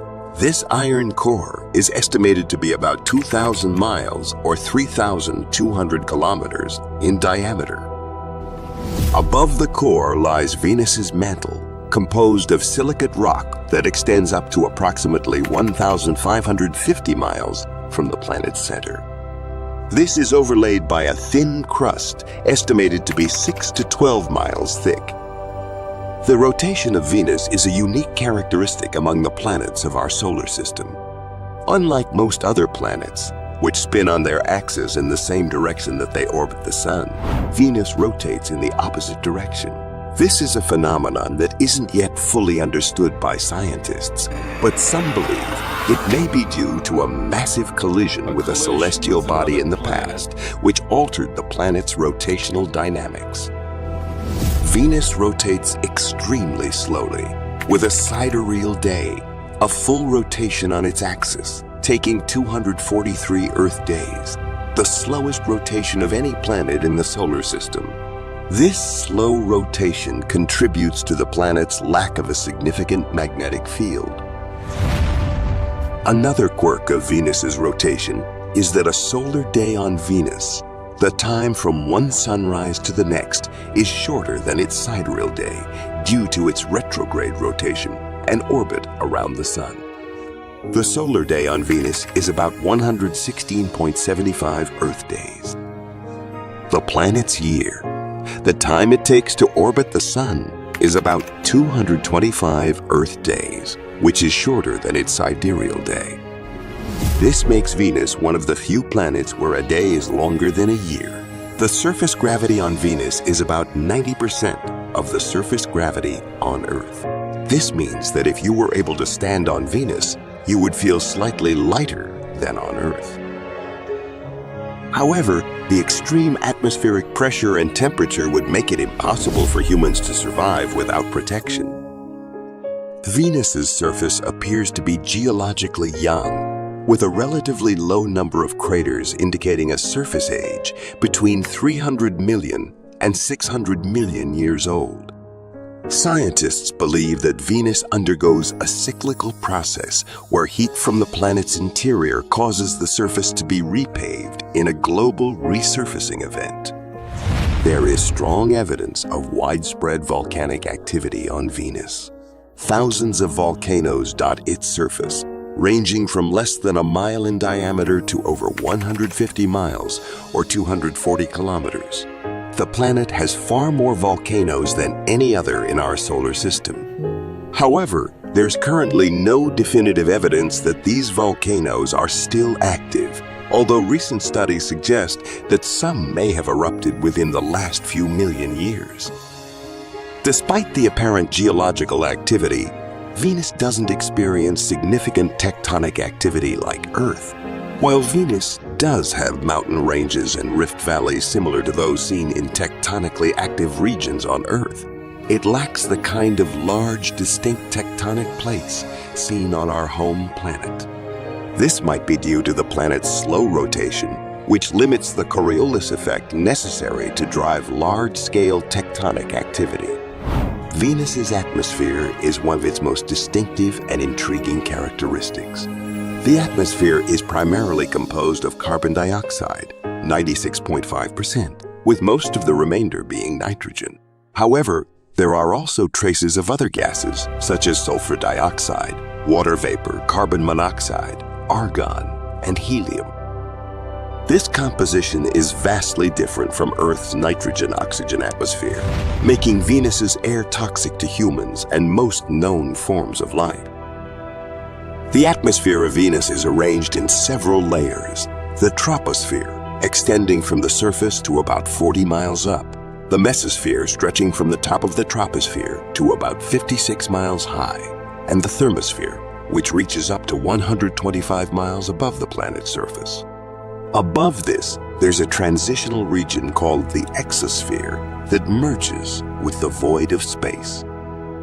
The high concentration of carbon dioxide in Venus's atmosphere creates a strong greenhouse effect, trapping heat and making it the hottest planet in the solar system, even hotter than Mercury, which is closer to the Sun. The greenhouse gases in the atmosphere absorb heat energy radiated from the Sun, preventing it from escaping back into space. This results in surface temperatures averaging around 467 degrees Celsius, which is hot enough to melt lead. There's very little temperature variation between day and night or between the equator and the poles, due to the thick atmosphere's efficient heat distribution. This results in a virtually constant, furnace-like temperature all over the planet's surface. The atmospheric pressure on Venus is enormous, approximately 92 times greater than Earth's at sea level. This is equivalent to the pressure experienced 0.62 miles deep in Earth's oceans. A human exposed to such pressure without protection would be crushed. Despite this, high up in Venus's atmosphere, approximately 31 miles above the surface, the pressure and temperature conditions are similar to those on Earth's surface. Venus's atmosphere is perpetually cloaked in thick, opaque clouds that cover the entire planet. These clouds reflect about 75% of the sunlight that reaches Venus back into space, which is why Venus is so bright and easily visible from Earth. The winds in Venus's upper atmosphere are incredibly fast, reaching speeds up to 450 miles per hour, much faster than the strongest hurricane winds on Earth. These winds move in a phenomenon known as superrotation, where the atmosphere rotates much faster than the planet's surface. Near the surface, however, winds are much slower, typically less than a few miles per hour. Venus boasts the highest mountain in the solar system, Maxwell Montes, rising 20 kilometers, about 12 miles above Venus's mean surface level. The planet's surface is also marked by numerous impact craters, extensive lava flows, and unique surface features like coronae, circular structures caused by the upwelling of hot material from the mantle and arachnoids, circular structures with a complex pattern of fractures. Due to Venus's slow rotation and dense atmosphere, the planet doesn't experience significant seismic activity like Earth. However, recent studies suggest that Venus may still be geologically active. Venus has been a target of interest since the dawn of space exploration. The Soviet Union's Venera and Vega missions, NASA's Pioneer Venus, and the European Space Agency's Venus Express have all contributed significantly to our understanding of the planet. The Venera program achieved many firsts, including the first human-made device to enter the atmosphere of another planet, and the first successful landing on another planet. These missions provided valuable data on Venus's atmosphere and surface.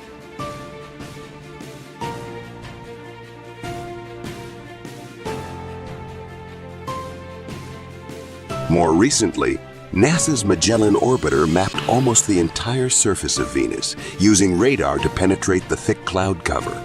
This mission revealed details about Venus's surface features and geology. Despite the challenges posed by Venus's harsh conditions, scientists are interested in further exploring the planet.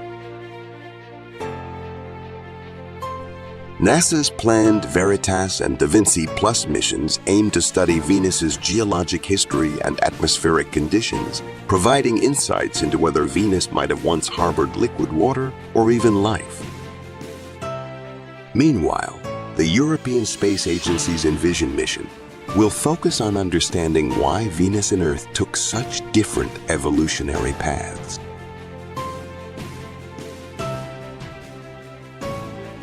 Japan's Akatsuki mission is currently studying Venus's atmosphere and weather patterns. Venus, our neighboring planet, is an intriguing world of extremes. Its harsh environment poses significant challenges to exploration, yet its similarity to Earth in size and composition, along with hints of potential past water and geologic activity, keep our curiosity alive. As we prepare for new missions to Venus, we stand on the brink of major discoveries that could reshape our understanding of the solar system and our place in it. As a reflection on our own planet's potential future, Venus serves as both a warning and an opportunity for scientific discovery. Space has always captured humanity's collective imagination. Among the pantheon of celestial bodies that have fascinated us, Jupiter stands out as the largest planet in our solar system. Its vibrant stripes and prominent great red spot making it easily recognizable. But there's far more to Jupiter than its size and famous storm, and our knowledge has grown exponentially with advancements in space technology and exploration. Jupiter is a gas giant consisting mostly of hydrogen and helium. Its diameter is approximately 11 times that of Earth, and it's so large that over 1,300 Earths could fit inside it. Despite its size, Jupiter has the shortest day of all the planets, rotating on its axis every 9.9 hours. Jupiter's magnetic field is the strongest of any planet in the solar system, created by electrical currents driven by its fast rotation and the movement of metallic hydrogen within its outer core. Jupiter's famous bands are actually high-pressure zones, characterized by lighter-colored clouds. Conversely, its darker regions are low-pressure zones. The vibrant colors we see are due to different types of clouds. Ammonia crystals create the white bands, while other chemicals produce the reddish, brownish, and yellowish hues. As for the Great Red Spot, this iconic feature is a persistent high-pressure region in the atmosphere, resulting in a storm that's been ongoing for at least 300 years. The Great Red Spot is one of the most recognizable features of Jupiter, the largest planet in our solar system. At its widest point, it stretches 1.3 times the diameter of Earth, although its size varies over time. Notably, it has been shrinking in recent decades. The storm has been continuously observed since the late 19th century, but historical records suggest its existence for at least 300 years.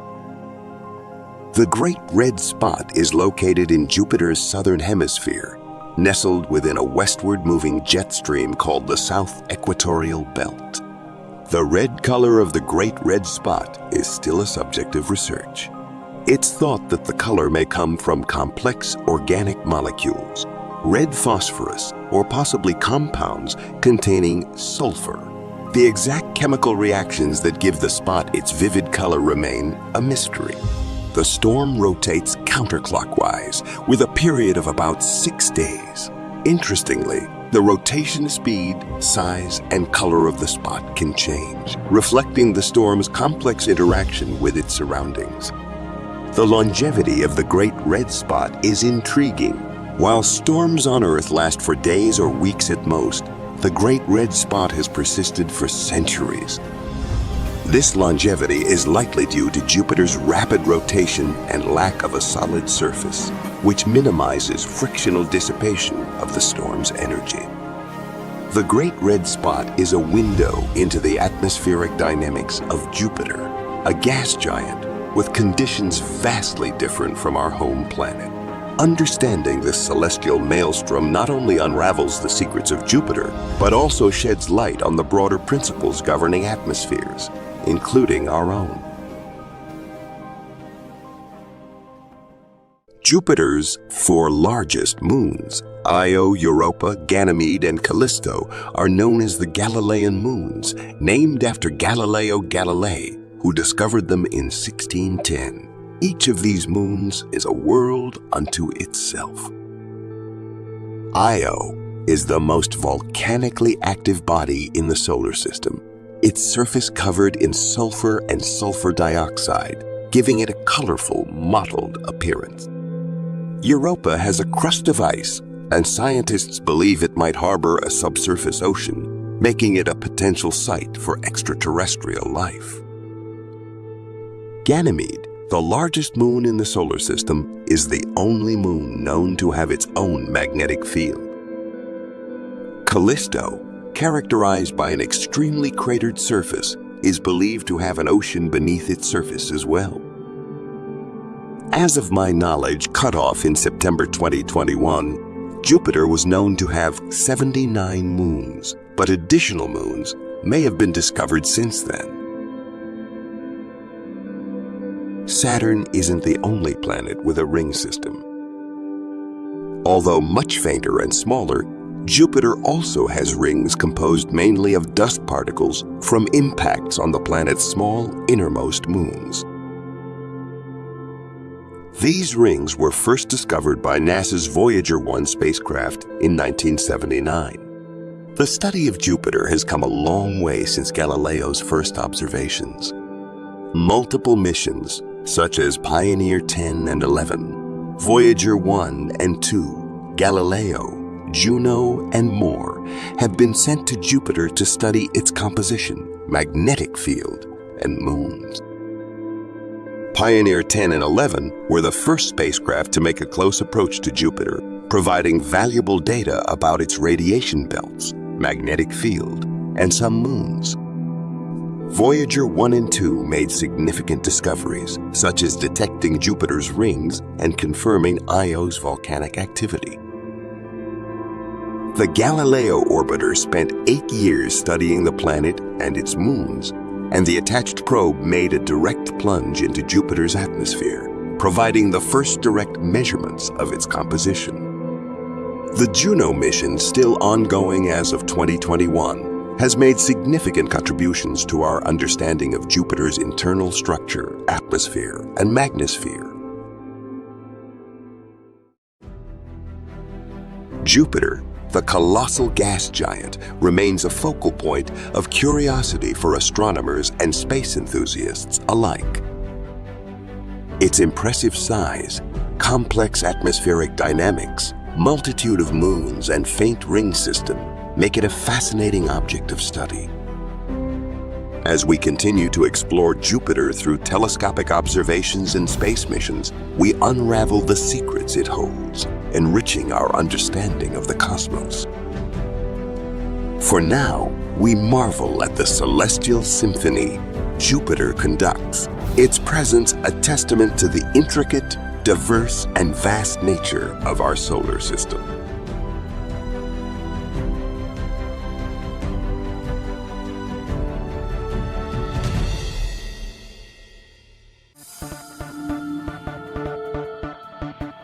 Ladies and gentlemen, Welcome to today's topic, aliens. Are they real? Do they exist? And if so, what do they look like? Today we will dive deep into the topic of aliens, exploring various theories and facts about these mysterious creatures. If you are interested in amazing videos about the universe, be sure to subscribe to our channel to stay updated. Here are a few theories about aliens. Extraterrestrial life exists.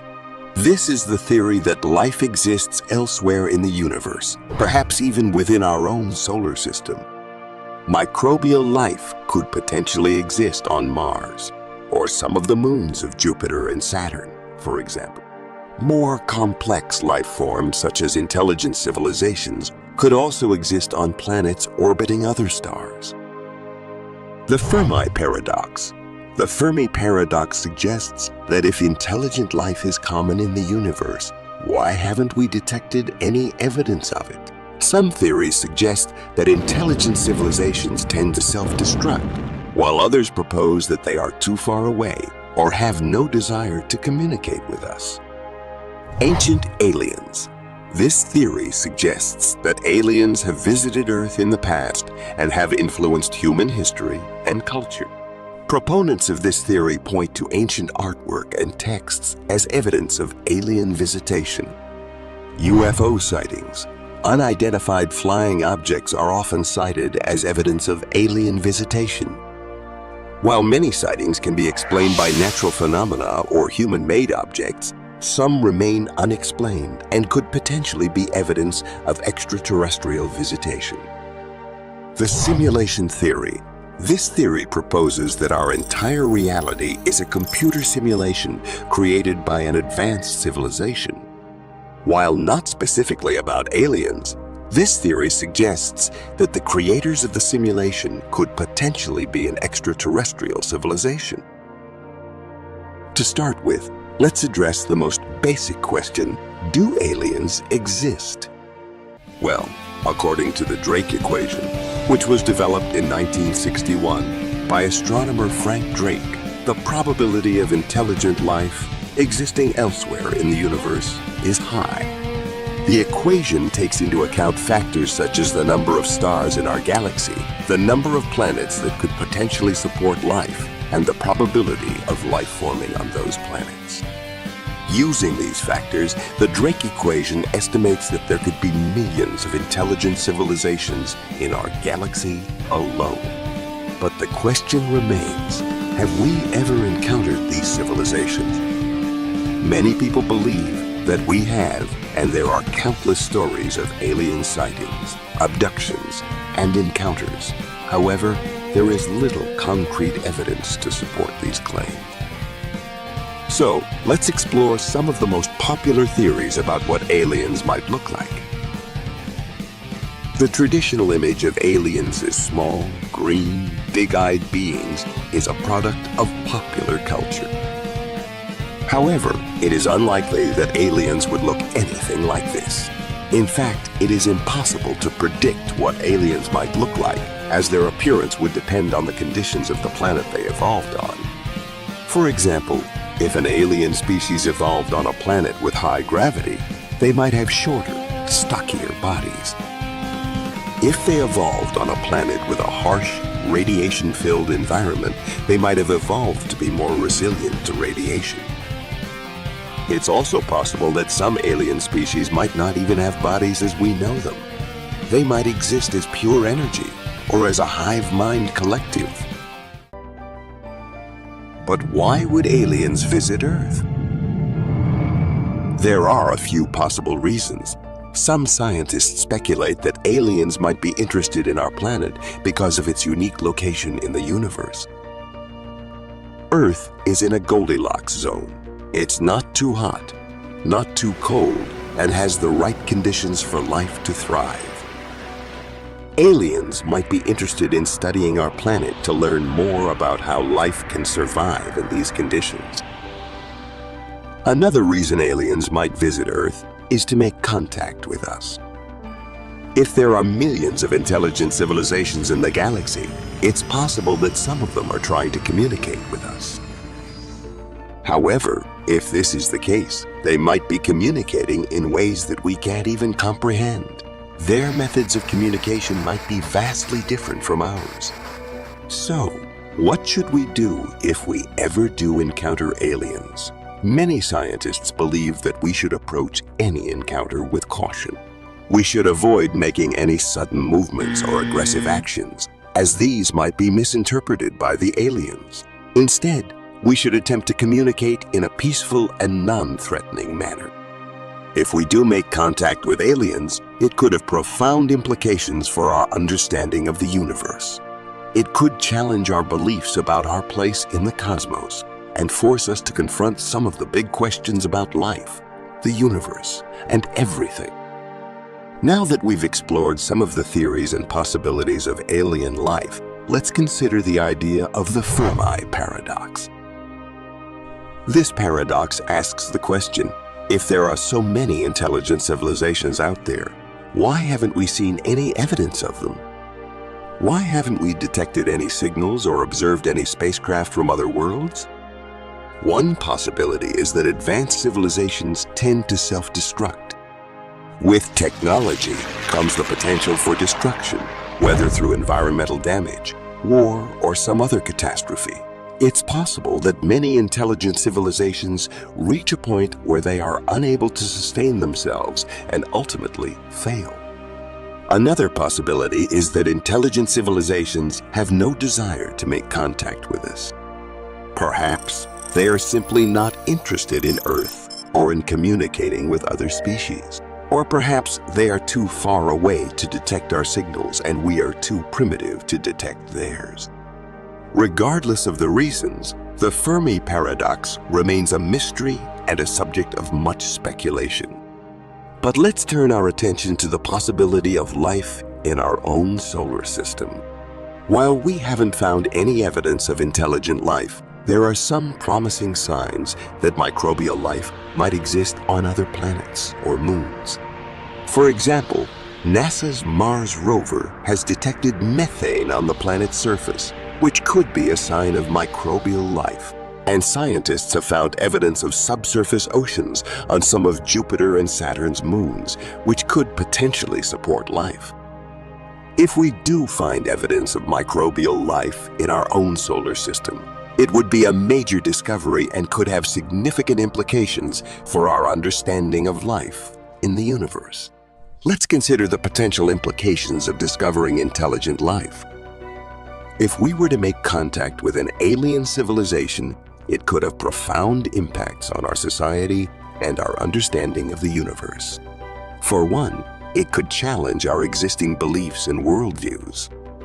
We might need to reevaluate our ideas about our place in the cosmos, our religious and philosophical beliefs, and our understanding of the origins of life.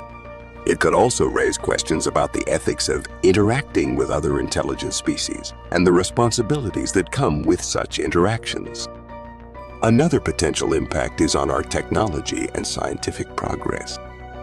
If we were to encounter a more advanced civilization, we could learn from their technology and knowledge, potentially accelerating our own progress. On the other hand, it could also pose a threat if the aliens have hostile intentions towards us. It's difficult to say for certain whether aliens, if they exist, would be dangerous to us. We have no concrete evidence of intelligent extraterrestrial life, and so any speculation about their intentions or behaviors is purely hypothetical. Some people argue that aliens could be dangerous if they are more technologically advanced than us and have the ability to conquer or destroy us. Others point out that any civilization advanced enough to travel through space would likely have a more sophisticated understanding of the universe and may be more peaceful and cooperative. It's also possible that aliens could be indifferent to us, simply observing us from a distance without any intention to interact with us at all. Overall, while it's fun to speculate about the potential dangers of alien life, the truth is that we simply don't know enough to make any definitive conclusions about their intentions or behaviors. The search for extraterrestrial life should be approached with an open mind and a healthy dose of curiosity rather than fear or paranoia. Regardless of the potential impacts, the search for intelligent life continues. We are constantly developing new technology and refining our techniques to search for signals and evidence of other civilizations. And while the chances of finding intelligent life may be slim, the pursuit of knowledge and discovery is a worthy endeavor in and of itself. That's all for today's topic of aliens. We hope you've enjoyed this discussion and learned something new. If you have any questions or comments, please leave them in the comment section below. Thanks for tuning in, and we'll see you next time.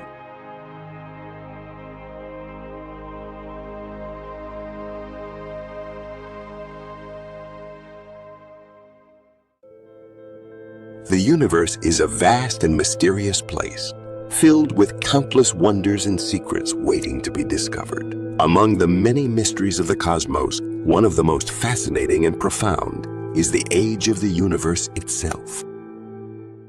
If you are interested in amazing videos about the universe, be sure to subscribe to our channel to stay updated.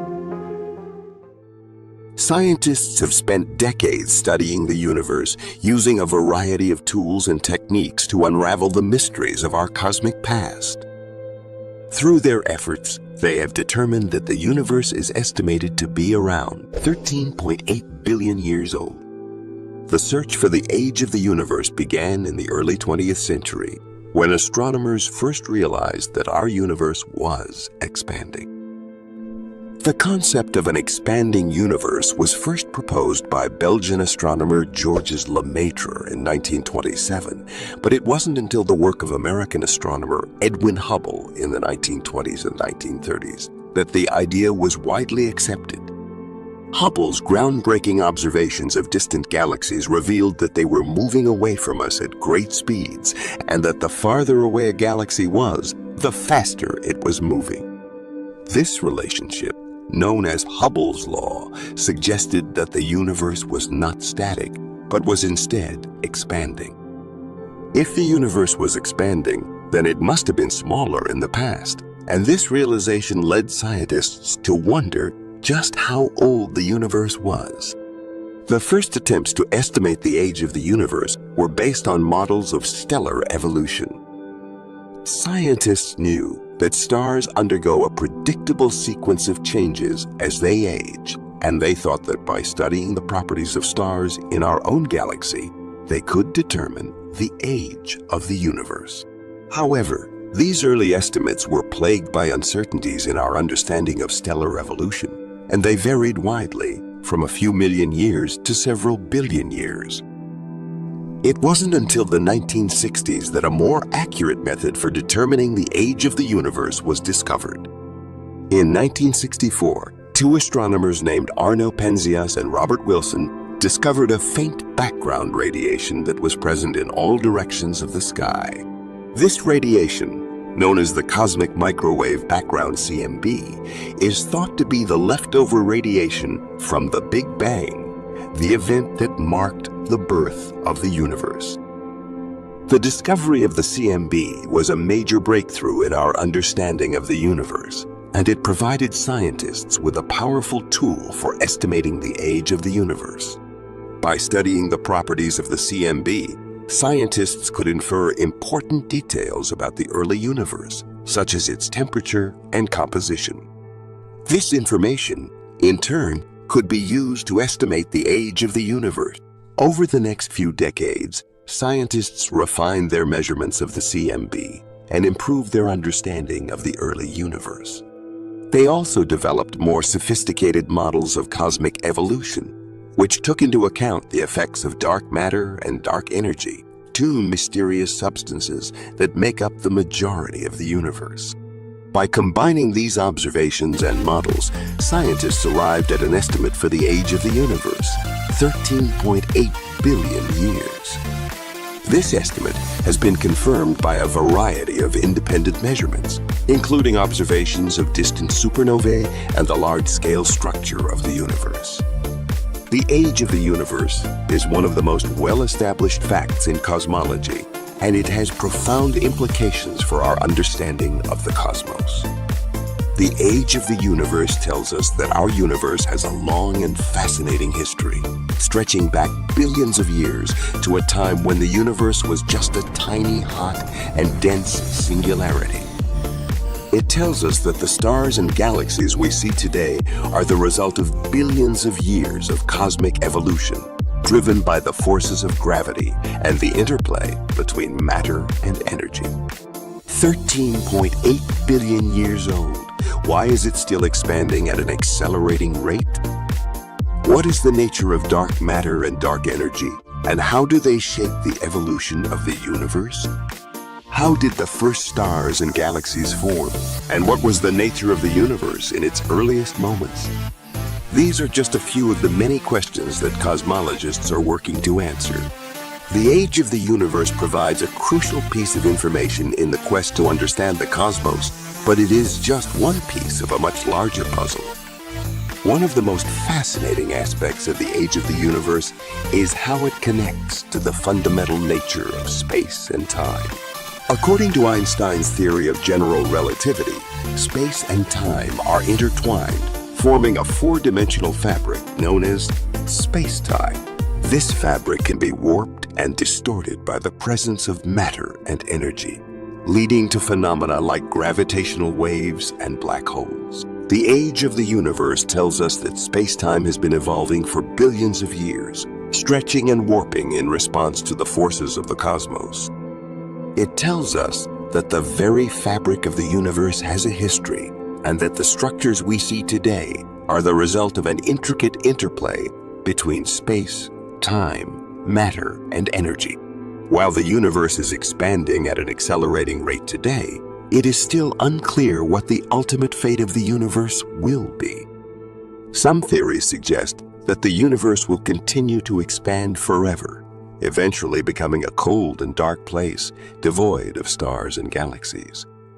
Other theories suggest that the universe will eventually collapse in on itself, leading to another Big Bang and the birth of a new universe. Whatever the ultimate fate of the universe may be, the age of the universe tells us that we are living in a remarkable moment in cosmic history. We have the opportunity to study the universe at a time when it is still evolving and changing, when stars are still being born and galaxies are still colliding and merging. By studying the universe and its evolution, we can gain insights into the fundamental nature of the cosmos and our place within it. The age of the universe also provides us with insights into the likelihood of intelligent civilizations existing elsewhere in the cosmos. If life is a relatively common occurrence in the universe, and if the conditions for the development of intelligent life are present on other planets, then there may be many civilizations out there that are much older and more advanced than our own. Moreover, the age of the universe has implications for our search for extraterrestrial life. By studying the conditions that led to the emergence of life on Earth, and by exploring the diversity of life forms on our planet, we can gain insights into the types of environments and conditions that might be conducive to the emergence of life elsewhere in the universe. Some theories suggest that the universe is just one of many in a multiverse, a vast and complex network of parallel universes with their own universes, with their own unique properties and histories. The age of the universe tells us that if a multiverse does exist, then there has been ample time for the emergence of many different universes, each with its own unique history and destiny.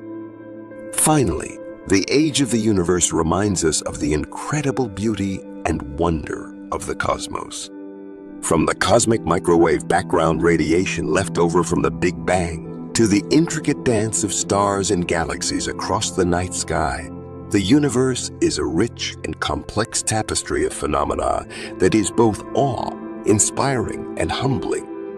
In conclusion, the age of the universe is a remarkable fact that has profound implications for our understanding of the cosmos and our place within it. It tells us about the origins and evolution of the universe, the potential for extraterrestrial life, the nature of reality itself, and the beauty and wonder of the cosmos.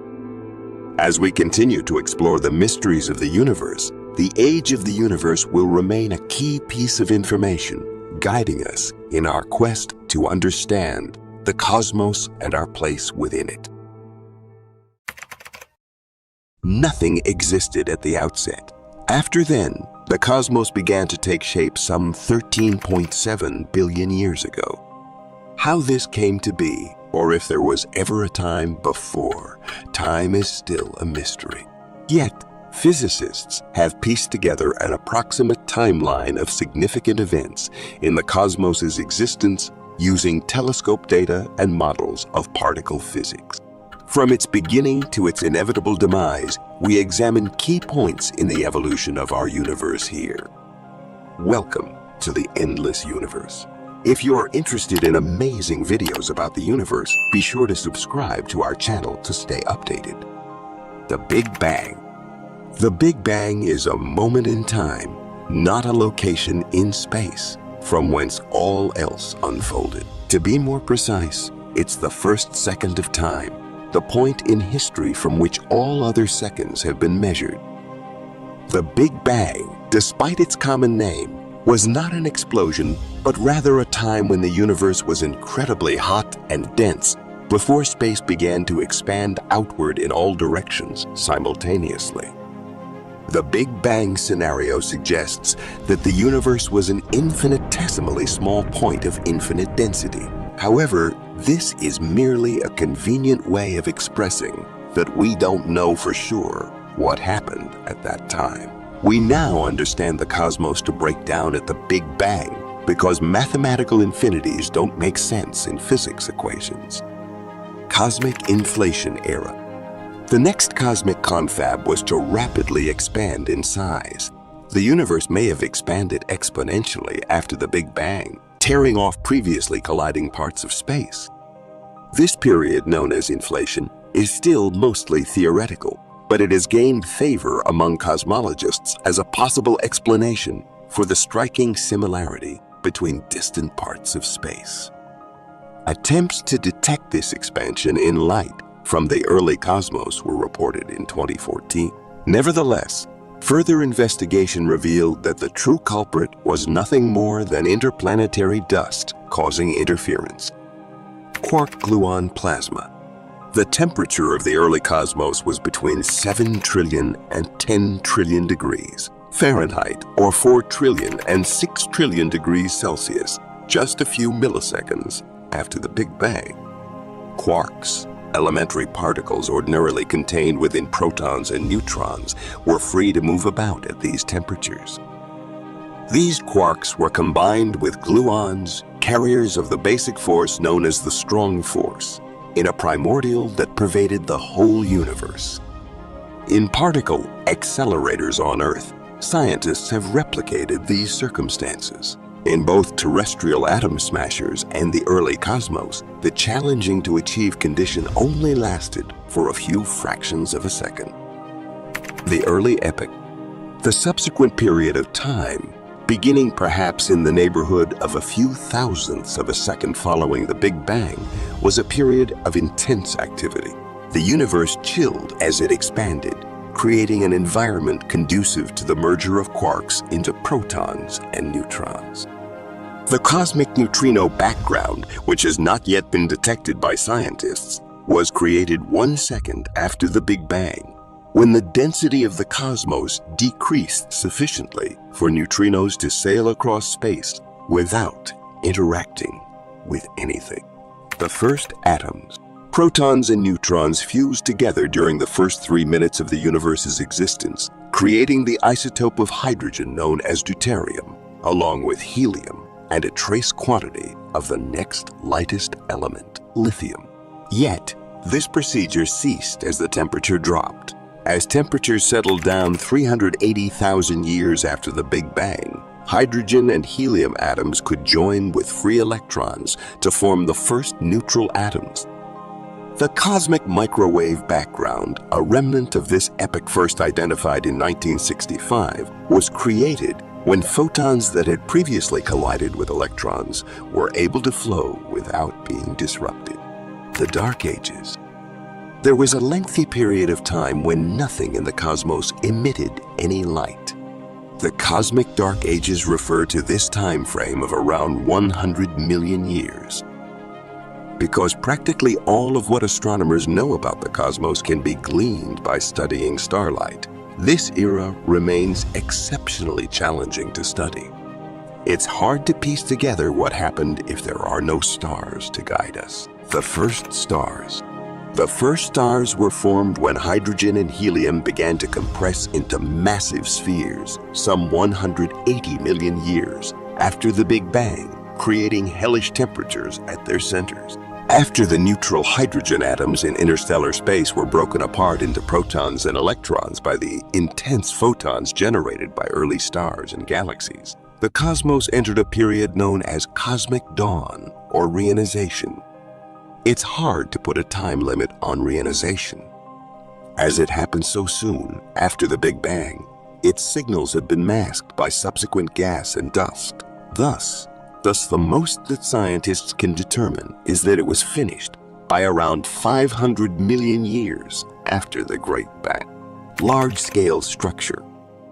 Almost a billion years after the Big Bang, supermassive black holes developed at the cores of merging early galaxies.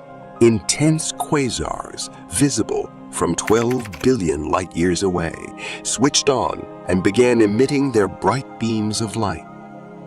The universe's middle years. Throughout the subsequent few billion years, the cosmos underwent more evolution. Denser regions in the early cosmos drew more material due to gravity. A gorgeous filamentary cosmic web is the result of them slowly expanding into galaxy clusters and lengthy strands of gas and dust. Birth of the solar system. A yellow star with rings around it formed from a cloud of gas around 4.5 billion years ago in one galaxy. These accreted rings eventually became the 8 planets of our solar system, as well as numerous comets, asteroids, dwarf planets, and moons. Either the third planet out from the sun retained a lot of water via this process, or it received a deluge of ice and water from comets later on. Earth and humanity. Little primitive bacteria appeared on that third watery world between 3.8 and 3.5 billion years ago. These organisms arose and progressed into amazing marine monsters and enormous dinosaurs that fed on leaves. Some 200,000 years ago, upright beings emerged, capable of contemplating the vastness of space and learning about the universe's origins. The end, or not. It isn't the final chapter, of course. The future of the cosmos is still a mystery to physicists. It is dependent on our ability to accurately quantify the characteristics of dark energy, the unknown factor thought to be accelerating the expansion of the universe. All the stars in all the galaxies will have burned out, and even black holes will evaporate into nothing if the universe continues to expand forever, leaving behind a lifeless cosmos saturated with inert energy if this scenario comes to pass. Alternatively, the Great Crunch, a reversal of the Big Bang in which gravity triumphs over dark energy's expansionary force, will occur. The Great Rip, in which the cosmos rips itself apart, is another possibility if dark energy accelerates everything apart to greater and greater distances. Thanks for watching, and don't forget to hit the like button, subscribe, and turn on notifications for more content like this in the future. A supernova is the largest eruption ever observed by humans. Each detonation is the incredibly brilliant and incredibly powerful outburst of a star.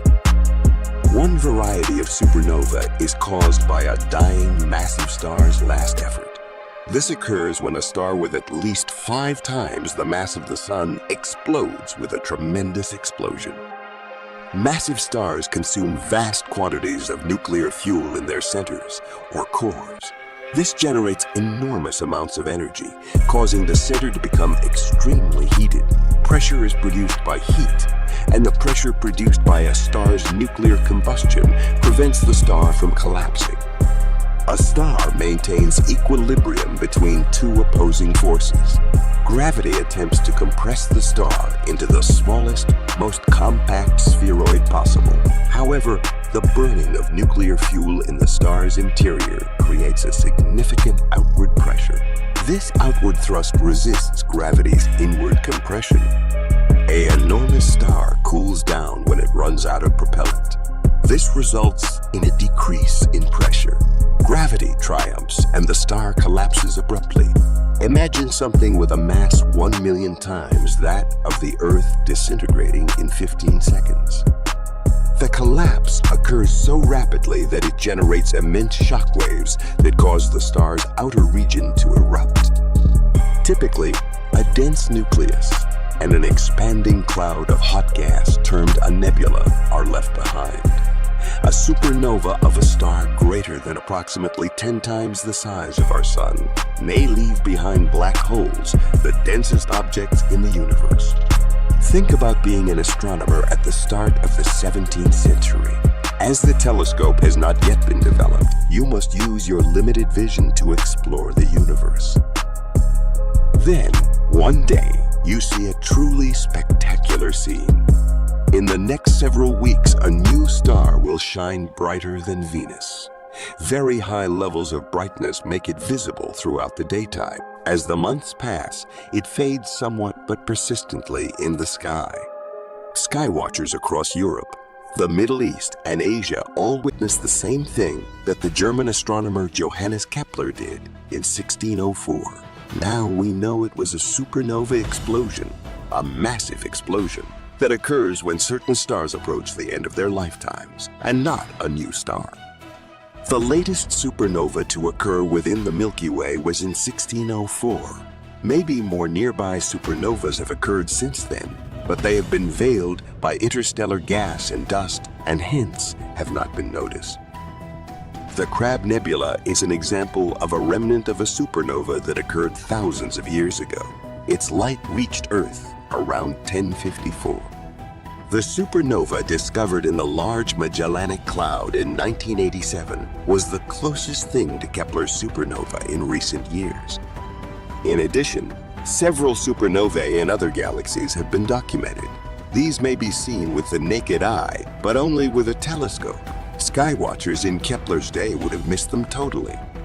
Hence, it has been 418 years since we last witnessed a star explosion in our galaxy. Is a close, brilliant supernova therefore long overdue? Scientists predict that between 1 and 3 stars should burst in our galaxy per century. If the next supernova occurs, modern astronomers will be better prepared for it than Kepler was, or even scientists from only a few decades ago. Astronomers now have access to telescopes that can record visible light. When used together, these equipment will simulate the experience of flying near to a supernova and observing it with our own eyes. In addition, we have telescopes that are sensitive to infrared light, or light with wavelengths that are beyond the red end of the visible spectrum. Infrared light, with its longer wavelengths, may penetrate gas and dust more easily than visible light, allowing us to see objects that might otherwise be hidden from view with conventional telescopes. Examples of instruments that predominantly record in infrared include the James Webb Space Telescope. The electromagnetic spectrum includes both visible and infrared light. However, neutrinos, which are subatomic particles, are also emitted by supernovas, and modern detectors can capture them. Also, astronomers now have detectors that can record gravitational waves, which are tiny vibrations in the fabric of space-time thought to be released by exploding stars. In the scientific literature, two kinds of supernovae have been identified. When a white dwarf star undergoes a type 1 supernova, it sucks material off of a partner star until a runaway nuclear reaction occurs, causing the white dwarf to be blown apart and send debris hurtling into space. As a star runs out of nuclear fuel, it collapses under its own gravity and bounces, setting off an explosion known as a type 2 supernova.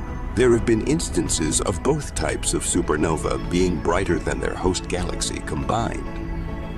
The tremendous amount of neutrinos that are released alongside the light makes type 2 supernovae very fascinating. Neutrino emission can actually begin before the explosion happens. Even though the field of neutrino research was in its infancy when the explosion of 1987 occurred, 3 detectors were able to record a total of 24 neutrinos.